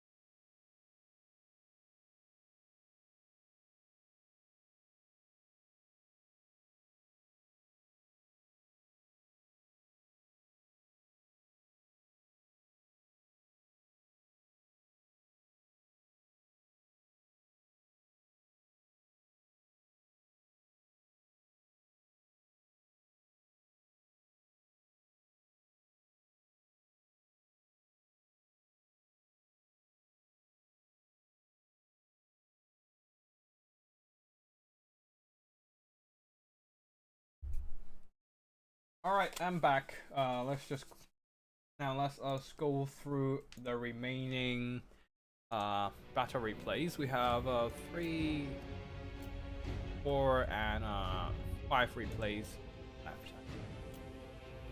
5 replays left. We should have enough time to go through it in roughly an hour or so. And yeah. Wood Elves versus Dark Elves. I think this matchup is something I'm relatively comfortable to play if I'm gonna play it. Because, like, it's quite simple when you think about it. You need, like, max infantry, as much Dryads and Eternal Gods as you can get. And like 4 more cavalry to stop the enemy cavalry from running into your missiles. And then like 4 or 5 Glade Gods to provide enough firepower to shoot down enemy cavalry and monsters. And or infantry as well. So for army builds here, let's slow down the battle. Leading the army for Wood Elves from... I don't have anything blocking the screen. Leading the army from the Wood Elves of Rugash, we have Drycha leading with Melkov's Pit of Shades and Rouse to Rav, the Dryad summon. Front line of Dryads, 5 of them backed up by 4 more Glade Eternal Gods, who are guarding, well, 5 Glade Gods with some of them with Starfire Shafts. 3 of them Starfire Shafts, 1 regular Glade God, and 1 Hackbane Tips just to apply poison with that 1 single unit. 4 cavalry in terms of mobility, 3 of them Glade Riders, 1 of them the Wild Hunters of Kernus. Yeah, that is it for the Wood Elves. For the Dark Elves here, front line of Bleak Sword, second line of Dark Shards, and some mobility in the form of Dark Riders. Plus 2 more Bloodrig Medusa, 1 of them the Siren of Red Ruin, composing quite a bit of anti-infantry laser eye firepower. Look at those cool eyes. I'm definitely looking at the eyes respectfully. Anyways, let's move away before we get banned by YouTube. On the flank, Scourge Runner Chariots. Yeah, providing some anti-large firepower and Dark Riders as well. Scourge Runner Chariots, one thing about them is that they can double as an anti-infantry unit plowing into infantry with their chariot mass and a charge bonus if necessary and disrupt enemy missiles.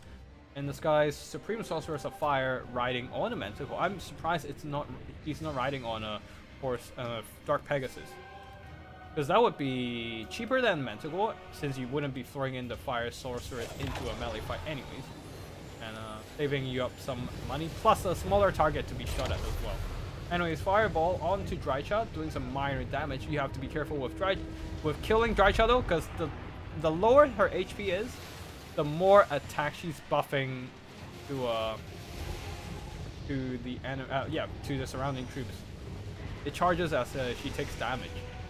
So yeah, a lot of archer fire though. The Bloodwreck Medusa trying to close in and shoot, but already Blade God's Starfire Shafts outranges the Bloodwreck Medusa by 45 range. And yeah, you can see it's already putting a dent onto the HP of both of the Bloodwreck Medusa. One of them half health. Siren of the Red Ruin also getting quite hurt as well. The Glade Gods still have to be careful though. Those Burning Hells are gonna cost them dearly. Roasting those densely packed infantry there. And Starfire Shafts and Blade Gods starting to pepper down enemy infantry, but Bleak Swords do have shields, Missile Block Chance helping them mitigate some of that firepower. The problem is that the missile fire forces the Dark Elves to push forth, and Dark Shards also, despite their shields, are probably gonna get outshot by the Glade Gods since they are outranged significantly by the Glade Gods. And right now, the missile advantage of the Wood Elves are really shining through, doing some really good work against the Dark Elves so far. And Dryads charging into the Bleak Swords with Drycha supporting them, absolutely smashing them in melee, plus some fire support from the Glade Gods as well. And don't forget about the Dryad Summon, catching those Dark Shards completely unprotected. The Dark Elf mobility are trying to tangle and tease a bit with the Wood Elf mobility, but unfortunately, these Dark Riders are caught out by the Wild Hunters of Kernus and will be obliterated in the melee fight.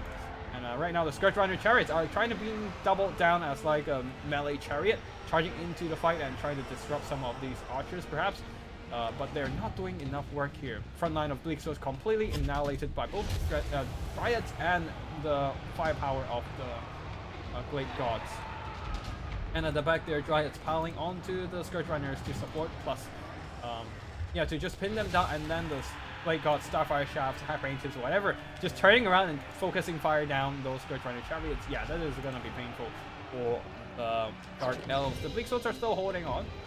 A lot of them are finally receiving the Murderous Prowess buff, giving them a bit of a damage boost. But right now, the Dark Shards are not in position to help, neither are the the Bloodwreck Medusa. One of the Scourge Rider Chariots has been routed off, the other also not long for this world, as the Eternal Gods with their armor-piercing attacks are charging in, and also Anti-Large as well, poking down these Scourge Rider Chariots with their Azrai Spears.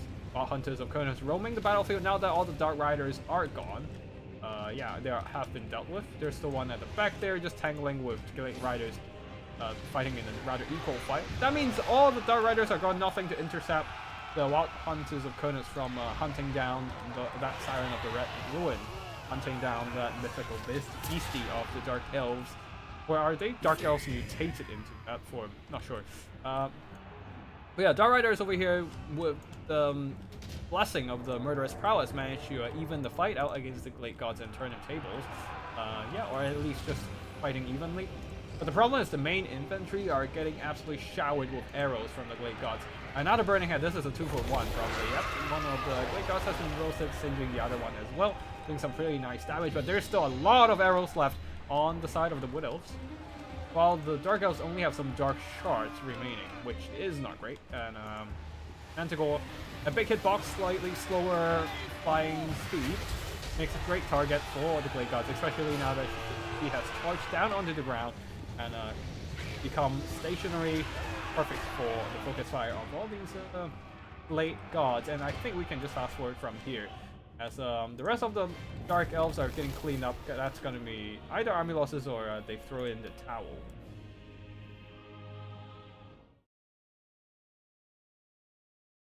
Norska is watching Warriors of Chaos Champions with jealousy. Oh man, I wish Norska has aspiring champions. They're cool thematically, but gameplay-wise, boring as fuck. I would say, yeah, they are a slow elite infantry, which means they don't have a lot of mobility. They don't have a lot of tactical options other than sitting there and taking it from everything else, from infantry and missiles. But I think what you can make their gameplay more fun is just design some interesting army builds around it, like the Hell Cannon build we saw earlier, or you can combine their roles with a little bit of magic. One way I like to use them is really just to combine them with AoE damage, right? Because they don't give a damn about AoE spells. So Pit of Shades or Burning Head would be great if you just throw them into melee and just burn through them. But yeah.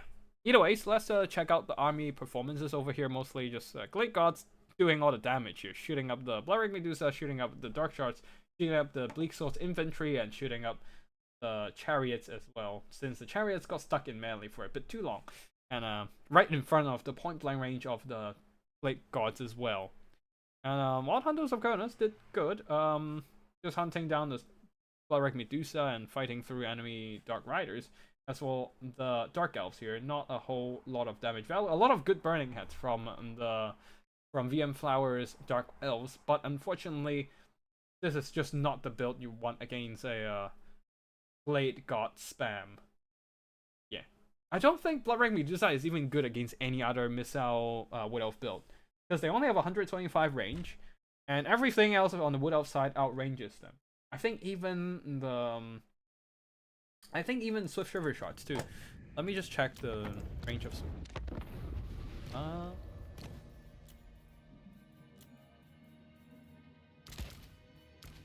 155 range. Yeah, you don't want to bring Bloodwreck Medusa against what else if you're expecting missiles, because damn, they're 125 range, man. Oh, also I forgot to check the. Let me just quickly jump in and fast forward the replay of the finals, because I forgot to check the army values on both sides.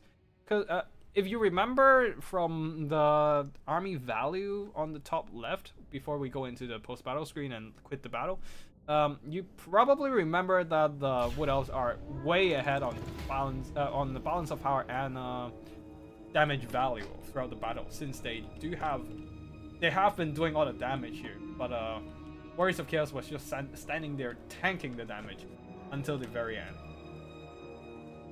Yeah. Oh, yeah. Final transmutation onto the spell singer. Really nice use of Sapphiel there. Just keeping the pressure onto the spell singer, making sure that she couldn't do whatever she wants, and dropping those final transmutation, forcing her to break early. And also, yeah, this Hellstrider was clutch. They barely managed to rout off the spell singer, but they still did succeed in doing so, and that make a big difference in the late game because it's down to just the missiles shooting up the enemy infantry and cavalry, and there's no more Malkovs cutting down the rest of the. But there's no Malkovs chipping away the balance of power on Warriors of Chaos side. That probably could have made a big difference. And really nice control of Skybrand over his army as well around the capture point, keeping everything close enough to support each other. Although they're gonna take a lot of damage, they're still just holding that position, standing their ground, and counter-charging the right units every time, making sure that they pay a price every time they charge in. But yeah, it seems like capture was a success.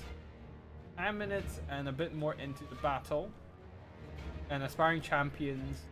Yeah, 12 minutes into battle, and the aspiring champions managed to clutch it. Like one of them is even terrifying.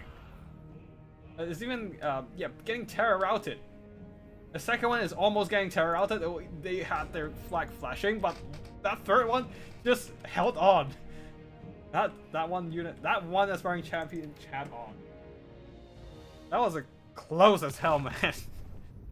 Like, great damage from his Sisters of Twilight, shooting up Sathro and bombarded the infantry with the deadly firepower and breath attacks. And Wild Hunters of Kurnos and Great Stag Knights also did some okay damage. Not the most amazing, but yeah, the aspiring champions, marauders, and the rest of the Warriors of Chaos army facing their opponents with their shields up, mitigating a lot of those skirmishing damage, and also just counter-charging, chipping away the enemy health, keeping the balance of power relatively close even till the late game. That was very key in one, mitigating the damage from all these Wood Elf units, and two, preventing army losses from setting in. And the aspiring champions not doing a lot of damage so far, but that doesn't matter. They took a lot of punishment. They held on. Two of these units didn't even lose a single champion. I think they had like 1 or 2 died on this one, but these two seems to have a full health bar in the post-battle screen, meaning that they haven't lost a single unit model. And yeah, they're absolute chats of this battle for sure. Sapphiel even being sniped by the Sisters of Twilight the whole game, they still managed to drop in dropped in enough damage with the final transmutation to rout off the spell singer. So that was some really good stuff here. Knights of Brazen Throne and the House Riders unfortunately not having a whole lot of good time, mostly getting kited by the enemy mobility, as they cannot sally forth and chase down the skirmishers. Otherwise, they would just get isolated and hunted down by the Wild Hunters of Wild Riders and Stag Knights and Late Riders. But yeah, man, absolute chats of the Warriors of Chaos. These aspiring champions, accomplished champions by now. Yeah, they are no longer aspiring. They are the champion of Chaos. All right. Okay. The rest of the battle, let's go through them. This is Teen versus Korn. Seems like a grudge match. I have no idea which one won because I did not check the brackets, see which one advanced next stage. So it can't be either of them. It can be either of them. Unlucky Spotify going with 4 Warriors of Korn, 4 Furies of Korn, 1 dual weapon Cornball, Scarbrand Exile. Is he gonna do the YOLO charge to disrupt all these horrors? That's gonna be but yeah, Scarbrand Exile does come in with Rage Embodied and the Korn's Bloody Fist ready for some fist. Yeah.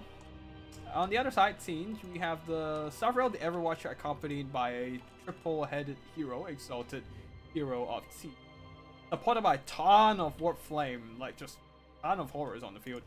4 blue horrors, 5 pink horrors? No, they're just not any pink horrors. 1 Exalted pink horrors plus 4 regular pink horrors and 2 Chaos Knights of Siege. And yeah, Furies they're on the ground, but they're not hidden. Yeah, they don't have an ability to hide at all, so that was quite unfortunate. Like, you have them on the ground, but they're absolutely not hidden at all. Just like if you look at a regular unit, they have the hide forest ability. Yeah, they have the hide ability, not on the Furies though, so they can't actually hide in forest.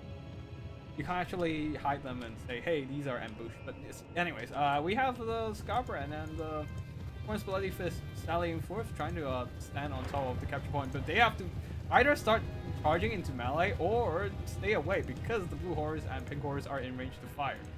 Like, if Scarbrand can just YOLO himself in and use Rage Embodied and drag everything into melee, that would be a neat play, but we shall see if that's gonna happen. Oh, Scarbrand already taking a ton of damage on the way in. He is activating Rage Embodied, dragging in one blue horror into melee, and he dragged a second. Oh, he's dragging this unit of pink horror into melee. And now, are these gonna be dragged into melee? Oh no, the range embodied ability worn off, so they're not actually in melee anymore. Anyways, Chaos Warriors are slowly inching up to the enemy front line there. And they're slow, so it's gonna take them forever to get there. And Siege Knights are just cleaning up the Furies now that they do have that magic attack to punch through the Furies, physical resistance, and on top of that, they have solid stats and hard bonus and all that. So no pressure at all for them to clean up the enemy Furies. And that frees up the pink horrors at the back there, allowing them to start turning around and start absolutely pepper down the Minos and Scarbrand himself with all those ranges and the fighter transmutation, hitting everything of value from Khorne. Minotaurs, the double Bloodthirsters, and even some of the warriors as well. But speaking of warriors, one of them managed to finish off one blue horror unit, and the others are just slowly grinding through the blue horrors. The reason why nobody really uses Khorne warriors is that they just don't have a lot of melee stats, honestly. Yeah, it takes them forever to grind through chaff. But yeah, it looks like a double Bloodthirster. It's giving Sathro a bloody fisting. Like, oh man, Sathro got caught between two very angry Bloodthirster and took like half his health gone in that instant. And even the Chaos Knights have been terror routed as the Minotaurs of Khorne pushes on. Problem is that the pink horrors are back online now. Nothing really stopping them from firing other than, oh, okay. Furies were just dragging down these exalted pink horrors, and now the Minotaurs are in as well, plowing straight through them, stopping them from firing, and these Chaos Warriors need to start pushing on against the pink horrors and stop them from firing. Is there another Rage Embodied? Yes, there is. Keeping everything stuck in melee fighting. He's also trying to get to the pink horrors on the other side, and also running away from the exalted hero. He can't afford to take much more damage here. He's very, very low on HP. Now the Chaos Warriors are moving up and trying to push back the pink horrors. Where is the second unit? Okay, the second unit of Chaos Knights have out in and trying to deal with the double Bloodthirster. One of the Bloodthirsters is down, Scarbrand is gone, so no more Rage Embodied. Minotaurs plus Chaos Warriors here are fighting shoulder to shoulder, trying to beat down the enemy Knights, which is not... This is not going to be a quick fight for the Minotaurs. The Knights, the sword and board, have decent melee defenses. And they're not the anti-large Minos, right? So, yeah, they're struggling to punch through the melee defenses of the Chaos Knights, while Chaos Knights, double of them piling in with charge bonus, and Sathro with armor-piercing attacks, absolutely beating down those Minos. And now things are looking quite rough for Khorne at this point. It seems like Spotify's reaction might be correct. It is going to be a rough run for him in this tourney. Yeah, now that it's just the Khorne's Bloody Fist absolutely surrounded by Siege Knight, and also the exalted hero of Siege coming in for some anti-large attacks. Relentless Rage is keeping him unbreakable and keeping him alive. But I don't know how long is it gonna be. Can he even finish any of these characters here? As both of them are just double teaming this poor Bloodthirster. Yeah, I think that is gonna be it there, as another hit coming from the exalted hero, and that's gonna put the Khorne's Bloody Fist into crumbling territory. Warriors are still trying to chase after the pink horrors, but the pink horrors having much faster speed than the warriors of the Khorne warriors. just leading them on for an endless chase. And yeah, that is gonna be it there as the Khorne's Bloody Fist goes down. The Warriors of Khorne, unable to get a good fight, will be they will be throwing in the towel as well, knowing that the only fate left for them is just to get peppered down by warp flames and die. GG both players, and great value from the Chaos Knights cleaning up all those Furies and hunting down the Minotaur surrounding Scabrand and Khorne's Bloody Fist there. Giving the Exalted Hero of Tinge and Safflor an easier time to beat down the... Wait, what the... Hold the fuck up, what? What is this name? What is this username, guys? Can you even... Wait, I didn't even know you can change your faction name like that. Interesting. Anyways, yeah, you can see the Furies. One of them killed the Exalted Pink, or severely depleted the Exalted Pink Horrors, but other than that, they didn't do a whole lot. Just trying to shut down the Pink Horrors, but they failed because the protection from the Chaos Knights of Tinge. And yeah, the Exalted Hero and Sofrel just get a really good engagement against the double Bloodthirster surrounded and supported by the Tinge Knights. Really MVP of the game here. Just doing so much work against the Furies, against the Minos, against the double Bloodthirsters as well. While the Warriors mostly didn't, only 2 of them earned back their worth. The rest didn't quite. I didn't know we would see the change faction names plays. I think it just records everything from the game, including the change faction names if you actually change them. I think that's what happens. Anyways, another battle here. Dark Elves versus Dwarves. Race versus CB. And I have no idea, because the username on Discord is like an all Russian alphabet. I absolutely cannot decipher that. I have no idea how to read Russian, so... But yeah, Race here, bring Blades of the Black Queen, double Hargan of Executioner, 3 Bleak Swords, 2, 3, 4 units of a Shade. Yeah, 4 Shades. And 1 Cold 1 Dread Knight for some mobility and armor piercing. Plus Cold Knights as well. Slightly cheaper. Less stats. Supreme Sorceress of Shadows with Spell of Shades and Melkoffs. While on the... wait, does he have any heroes? No. For the Dwarves, front line of Miners, Blasting Charges, second line of Thunders and Slayers, providing some anti-large presence surrounding 2 Bolt Throwers, but this map is horrendous for artillery, unless I guess you have a little firing arc, which the Bolt Throwers do.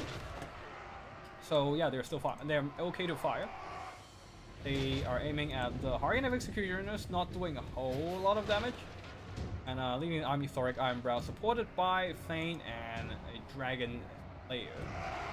So a lot of melee presence and a lot of spells from Thoric. Runebreaker, Ruin of Wrath and Ruin, and Rune of Slowness and Rune of Doom. So three regular runes and 1 Rune of Doom for the melee. I don't really feel like it's that useful against the Dark Elves, especially when you have such a missile-focused army build. Like, Flooring needs to be in the front line to buff his troops with the melee attack stuff, otherwise it's not going to be useful. But yeah, anyways, looks like the Shades are already picking apart the Miners with Blasting Charges here, having nothing around to counter fire. Thunders do not have the kind of firing arc to counter shoot at the Shades as conveniently as something like, say, Quarrelers or Rangers. And Master Rune of Breaking. On what? Oh, Thunder is here, trying to give them more damage, but at the same time they're disrupted and obliterated by a Pit of Shade. So that Master Rune of Breaking is mostly wasted. And the Shades are coming back in, just slowly chipping away the health of the Miners. It is going to be a bit of a kiting play, I'm afraid. We can do a bit of fast forward here, as the Thunders and Miners are severely weakened by the armor-piercing fire of the Shades. Yeah, let's just leave the fast forward on. Oh, Hargan of Execution is coming in for the flanks. The Warriors are sailing forth to meet them in the charge, but they are just going to get torn to pieces by the anti-infantry armor-piercing attacks from those great swords. Hargan of Execution is in the front line over here. They have eaten some thunder shots and now explosive charges from those Miners as well. A lot of explosive charges from 3 units. but not taking a whole lot of damage due to their heavy armor. While the miners are getting absolutely obliterated by the shades. While there's also one Koan Knight sneaking into the back line there, shutting down the bolt thrower for a bit. And Koan Red Knights will be shutting down these miners with a downhill charge as well, getting really nice impact damage.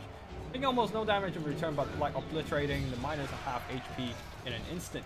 Big Swords and Hargan of Executioners are holding these Slayers, Miners, and Dwarf Warriors in one position, while the Shades are really doing whatever they want at the back there. Just sitting back safely and peppering down the enemies with their solid missiles.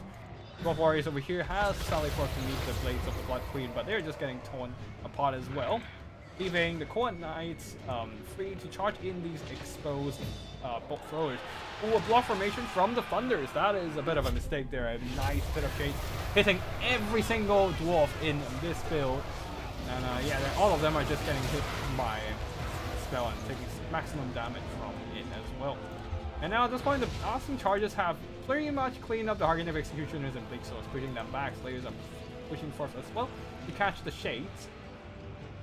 But there are still 3 more Shades on the field. One of them is being disrupted by the Fane, but that doesn't really matter. Dwarf box is pretty much in a mess right now. All their backline assets have been compromised.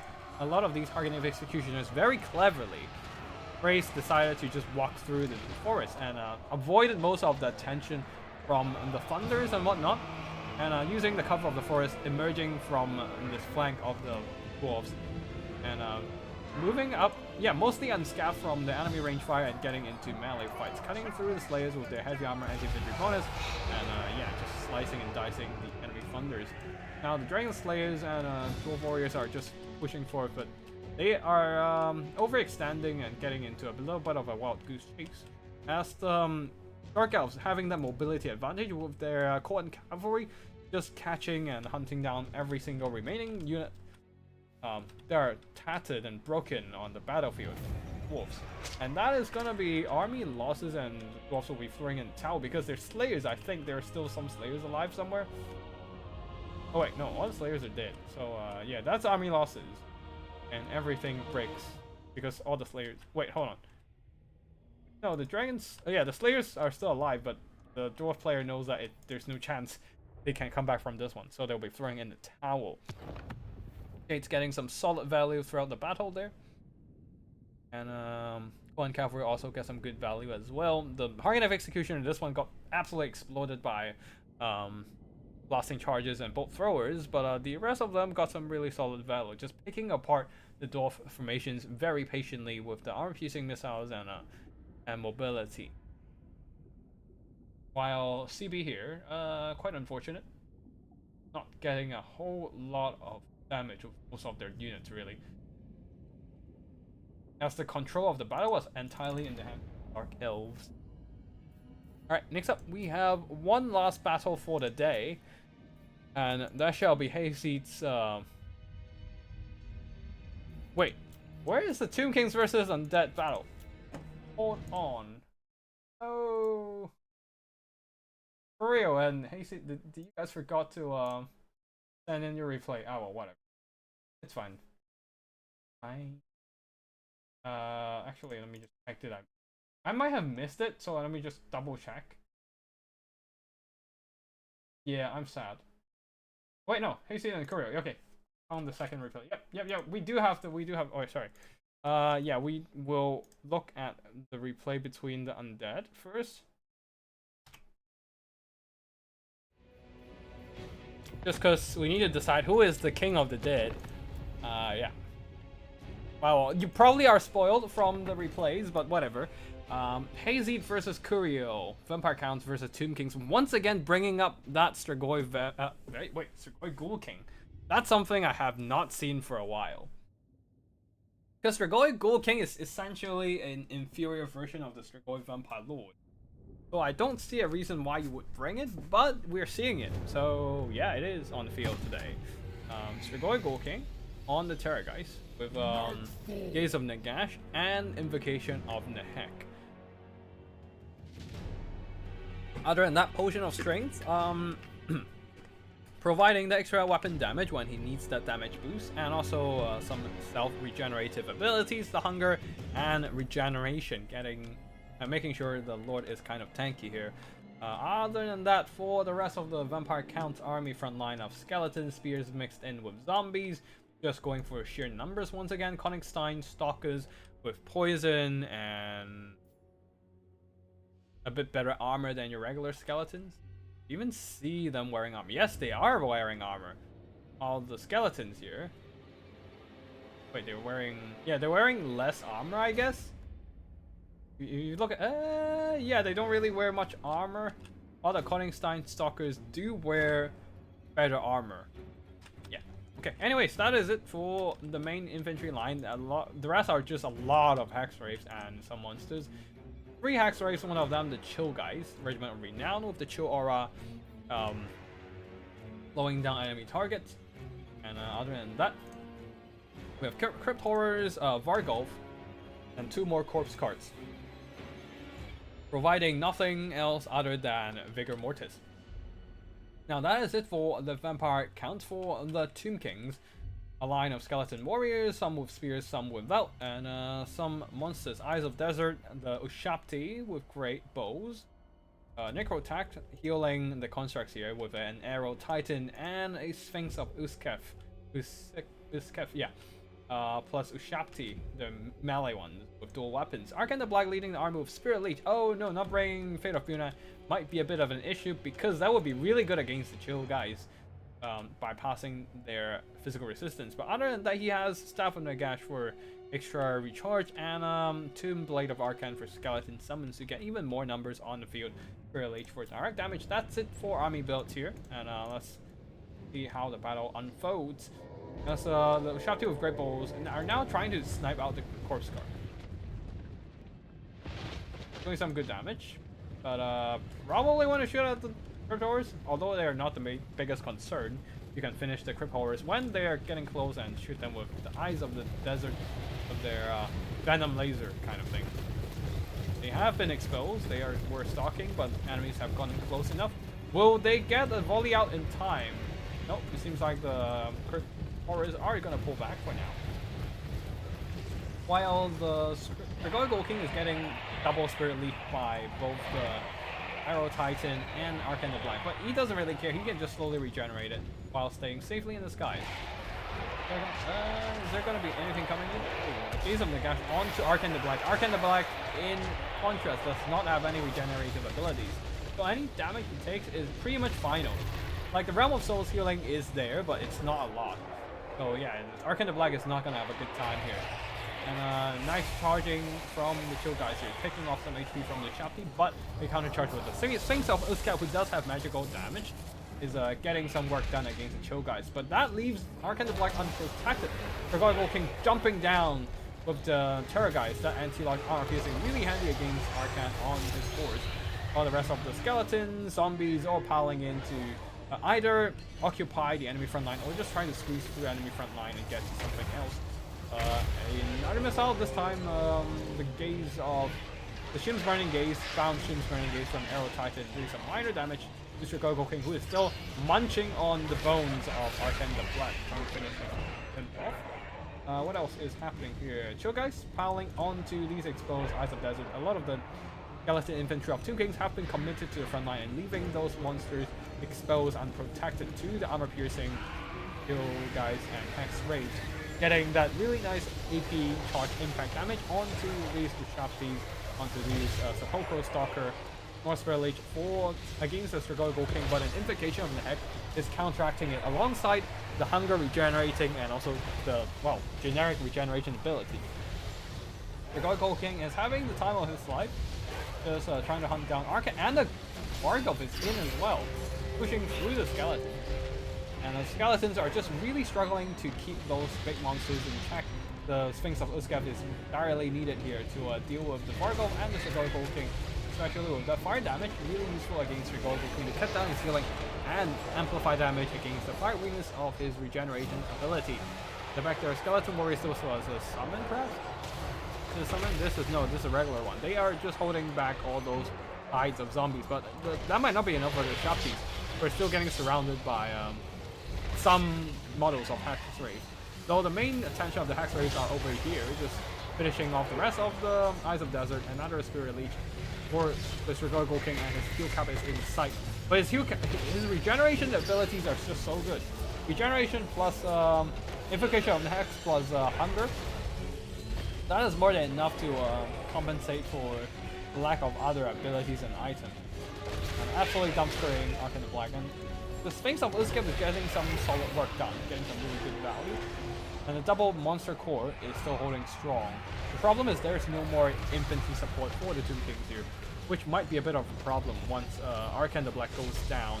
Another skeleton summon, Arcane the Black manages to muster enough magic for another, muster enough cooldown while staying in melee to get another summon out, but we have no idea how much more he can pull out of his back pocket. Yeah. These skeletons are gonna be gone at some point. Ushapti summon even, but they're not immediately engaged in melee. There's nothing for them to. Oh wait, no, there's a Vargal for them to fight, but I don't think it's that much needed right now. Ooh, another Gaze of Nagash. Arcane the Black is probably gonna be gone soon. He's crumbling slowly but surely, fading away back to dust. And there goes the leadership of the Tomb Kings. Oof.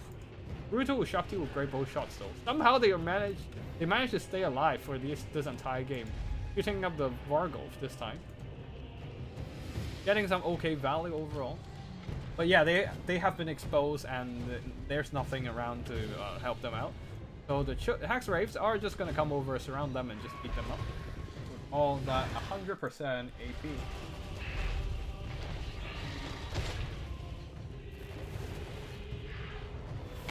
But yeah, the Vargulf here still remaining in the fight, getting they have regeneration and a healing.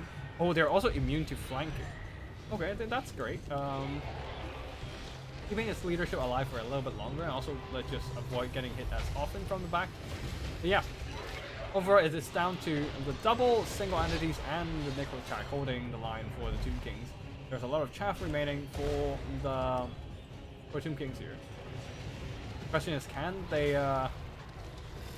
they bring this game back by finishing everything else on the vampire count side?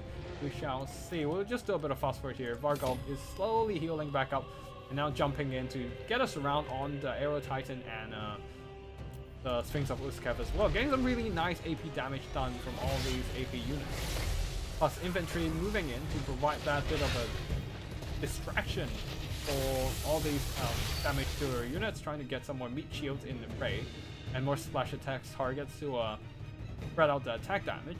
And slowly but surely, the Aero Titan not being the best melee combatant in the game, now that he's super tired, really debilitating and all that. He got some decent value, 1,000 almost 500 gold worth of damage value, but he's down to 41 attack, 42 melee defense, and yeah, this really helps the Crypt Horrors, X-Rays, and of course the Vargulf here to get some more damage done. And that actually is Amiwasu as the double single entity constructs slowly faded. Yeah, hey see, this send the replay. This was the replay you sent, yeah. Yeah, that is gonna be it as the giant constructs of the Tomb King slowly crumbles to dust under the surround of all these AP damage, all these Hex Wraiths doing some really good damage throughout the battle. Hunting down Ushaptis, the surrounded constructs, just deleting the enemy armored constructs really with the AP damage. So yeah, the Sphinx of Uskep tried their damnness to carry, but there's just too much healing from the Strigoi Ghoul King, tanking all the shots and Spirit Leech damage, and managed to heal cap himself rather early in the game. Taking a lot of punishment, while the infantry of the Vampire Counts managed to drag through the Tomb King's infantry with the help of all these cavalry, and yeah, that is gonna be GG. While the single entities here, they probably could have, they probably could have carried harder if they have more support other than the Ushapti and Eyes of Desert not able to like carry their own worth. Like, one thing against Vampire Counts is that you always have to fight through a lot more value than you actually expect to. Like, because all their strength lies in healing, so You have to kill through a lot of regenerated HP on the vampire count side, and your damage value on your units are usually inflated. So you need to kill. Like these missile units needs to earn their worth to actually at least make it a half decent performance. But they didn't really have a chance. They're being hunted down by the Hex Wraiths, not having enough troops to protect these Ushaptis and Eyes of Desert. They were just not able to use up all their damage, their ammo there, and that was quite unfortunate. And Arrow Titan also not being the best melee combatant, got stuck in a melee fight against all the Hex Wraiths and armor-piercing entities, just not great for it as well. But yeah, losing Arcan to all those Gaze of Nagash and leaving him rather unprotected, open to a charge from the Strigoi Ghoul King was a pretty painful mistake too. Yeah, GG to both players here. And looks like the King of Undead is actually Strigoi Ghoul King, the ugliest of vampires. Right, one last battle between the Undead, and this time against the Force of Life. The Force of Death versus Force of Life. Vampire Counts versus Wood Elves. And we shall see what happens here. The Vampire Counts going for an interesting choice, the Master Necromancer. A rather cheap character, allowing you to bring more funds for more, yeah, just throw more funds into the other bits of your army. Going pretty wide this time. A line of zombies, second line of Grave Gods, rather elite, and they do have silver shields to negate enemy missiles. And other than that, Black Knights with Lances and Barding, they are one of the units that get buffed, a slight cost buff in this patch. So nice. It would be interesting to see how they perform. Terror guys, one lone terror guys in the sky in case they need to hunt down some giant monsters. And yeah, that is it for the Vampire Counts army build. I am worried how they deal with a Tree Papa. Like, yes, the terror guys can do anti-large damage, but oh yeah, there are some dire wolves to face down archers. But yeah, terror guys can do anti-large damage, but it's gonna be rough against like the biggest of the trees here, the most badass of trees, Durthru himself.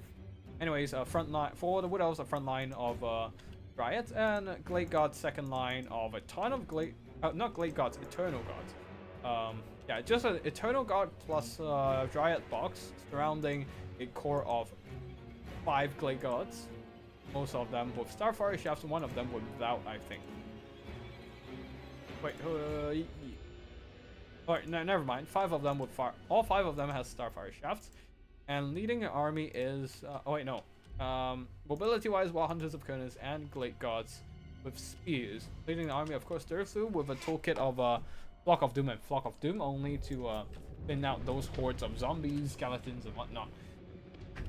But yeah, let's go back into normal speed. Master Necromancer brought in Invocation of Nehek, Gaze of Nagash, and Lesser Raised Dead. The Bound Raised Dead ability, with only one use to disrupt enemy missiles. Anyway, zombies and Grave Gods are marching forth. They should be able to win out, like Grave Gods should be able to win out a fight against Eternal Gods and Dryads. A nice breath attack from the Terror guys, but it has sit on top of these Blade Gods for too long. Now taking a bunch of damage from those flaming armor-piercing missiles, and yeah, needs to back off from there. Anyways, Grave Gods needs to charge into melee stab and start cutting through those Dryads. Otherwise, they're not gonna enjoy their time against Tree Papa at all, or under the missile, the rain of arrows. Nice Gaze of Nagash from the Master Necromancer here, doing some really nice damage to the Blade Gods. That is a very nice spell against infantry due to the penetration. While the Grave Gods are having a great time,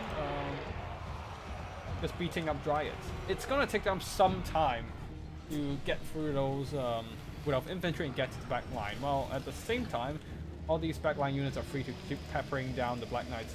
Monsters and barding, or just shooting at direwolves. Something needs to be done to get them into melee. Black Knights unfortunately getting heavily focused by 3 whole units of AP fire, and they're already down to half health. They were just trying to maneuver around and doesn't have their shields facing the right way, having their flanks exposed, and now even the Terror guys trying to jump down onto the ground and disrupt these Blade Gods. But the Wild Hunters of Kurnos are very much ready to fight those to fight any big monsters with their anti-large armor piercing. In case of Nagash was tempted to thin out their numbers, but unfortunately just not having a great time doing damage. Mostly missing. And now Flock of Doom onto the Direwolves, draining their health, but just buying more, trying to thin them out even further, allowing the Glade Gods to finish them up faster. But Grave Gods are now in the back line. They're cutting down Glade Gods, that's a lot of guards. Glaive Guards, Grave Guards, this is going to be a bit confusing. But yeah, Wild Hunters of Konos managed to get a charge on the Black Knights and finish them off, but they themselves taking a lot of damage as well, being chilled up by the Terror guys and taking a bit of counter charge in the face. So yeah, they are taking a lot of losses, but great news is that a lot of these Glade Gods are now being freed up from Dire Wolves. As the Glade Gods are finishing them up, but Black Knights with Lances and Barding are in and trying to finish off these archers, making sure they are no longer able to dish out any more damage. But once again, the main problem lies in how do you even deal with this big chunk of wood on the middle of the battle. Grave Gods can fight everything else, but not Durfu. Not the Tree Daddy. Yeah. Grave Gods taking a little bit of damage from the Terror Guy's breath attack and will be routed. But at the back there, the Black Knights are taking more and more damage, being forced to fight in the middle of a bunch of Glade Eternal Gods who have great armor piercing, anti-large, great at dealing with enemy armored cavalry. And they are no longer a threat as they are just slowly thinning out in numbers. Oh no, this Terror Guys need to get better in the sky. No, he's still trying to chase after Glade Guard. Glade Guards. And now the Wild Hunters of Konos recuperated a bit and decided to get a YOLO charge over into the Terror Guys there and finish them off. Right, some Eternal Gods have their backs exposed, and Black Knights will be charging into their rear, trying to break them ASAP, and then they should start to move on and help out the Terror Guys. But yeah, once again, how do you even deal with Durfu at this point? Like, an extremely tattered Terror Guys is not going to do much against Durfu, who is pretty much untouched. He took like less than 100 damage throughout the battle, just smacking things over. Getting some damage done with Flock of Doom and all that. And Grave Guard's still duking it out against enemy infantry. But these guys have the wrong target right now. They're just trying to force path through the enemy lines to get to the Glade Gods, while the Eternal Gods are getting free damage onto them. But yeah, things are not looking great for the Undead at all. They're still trying to scrub it back, but yeah. With only a half health, less than half health Terror Guys, maximum half health Terror Guys, given how he used up most of his heal cap. And yeah, that is probably gonna be it there. Another Invocation of the Heck, but that is not enough to bring the Vampire counts back from army losses, and that is gonna be GG. That is gonna be the last game of today's stream with a victory of the Wood Elves. Yeah, Durfu getting really solid damage value, but just the archers sitting back there with nothing really to threaten them. Really nice protection with the Glade Gods and cavalry there, screening off the enemy mobility, making sure that the Black Knights cannot get to the archers. And the fact that there's no good options, there's no good options against Durfu here on Hayseed's Vampire Counts build, makes it really rough for the Vampire Counts to win. Like, I feel like you almost always expect Durfu to appear in the Vampire Counts versus Wood Elf battle. Like, he's just so good against Vampire Counts. Flock of Doom to clear Chav, and he just punches everything with his giant Amber Sword.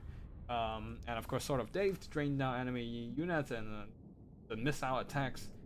He's such a beast in melee and Vampire Counts have nothing to challenge him. The best way to take him down is missiles, and of course, Vampire Counts don't have missiles. And Vampire Counts anti-large options are pretty much doesn't do much. There's even with the halberd, Grave Guards, it's still pretty jack shit. They still don't do jack shit. So yeah. Well, Knights got +4 to damage. Lol. Yeah. That is gonna change everything, right? Yeah, that is such a life-changing meta update. Now Blood Knights will be dominating everything, right? Yeah. Yeah, it's gonna be rough for Vampire Counts in the foreseeable future to deal with anything large, single, and armored. That doesn't sound right, but whatever. Yeah. Anything I can think of to counter Durfu is just free food for Flock of Doom arrows. Yeah. Yeah. Gotta feed the flock of doom before it feeds on your people, right? But yeah, that is not great. That is not great for the vampires. But yeah, GG to everyone for playing in the tourney. I hope you all enjoy today's tournament. Whether you are playing or watching. And yeah, congratulations to Garbran for winning the tourney with the triple aspiring champions. That was such a glorious battle there, with the absolute chats of warriors of chaos holding on till the end. That was literally down to that one aspiring champions holding. Because the other two were wavering and on the verge of like terror routed by the sisters. But that one lone aspiring champions held on and didn't give in to army losses. That was such a good game, such a close battle. Love it. And yeah, that is gonna be it for today. I hope you all enjoyed today's stream, and I'll see you all in the next one. Have a good week, and Tactical Lich signing out.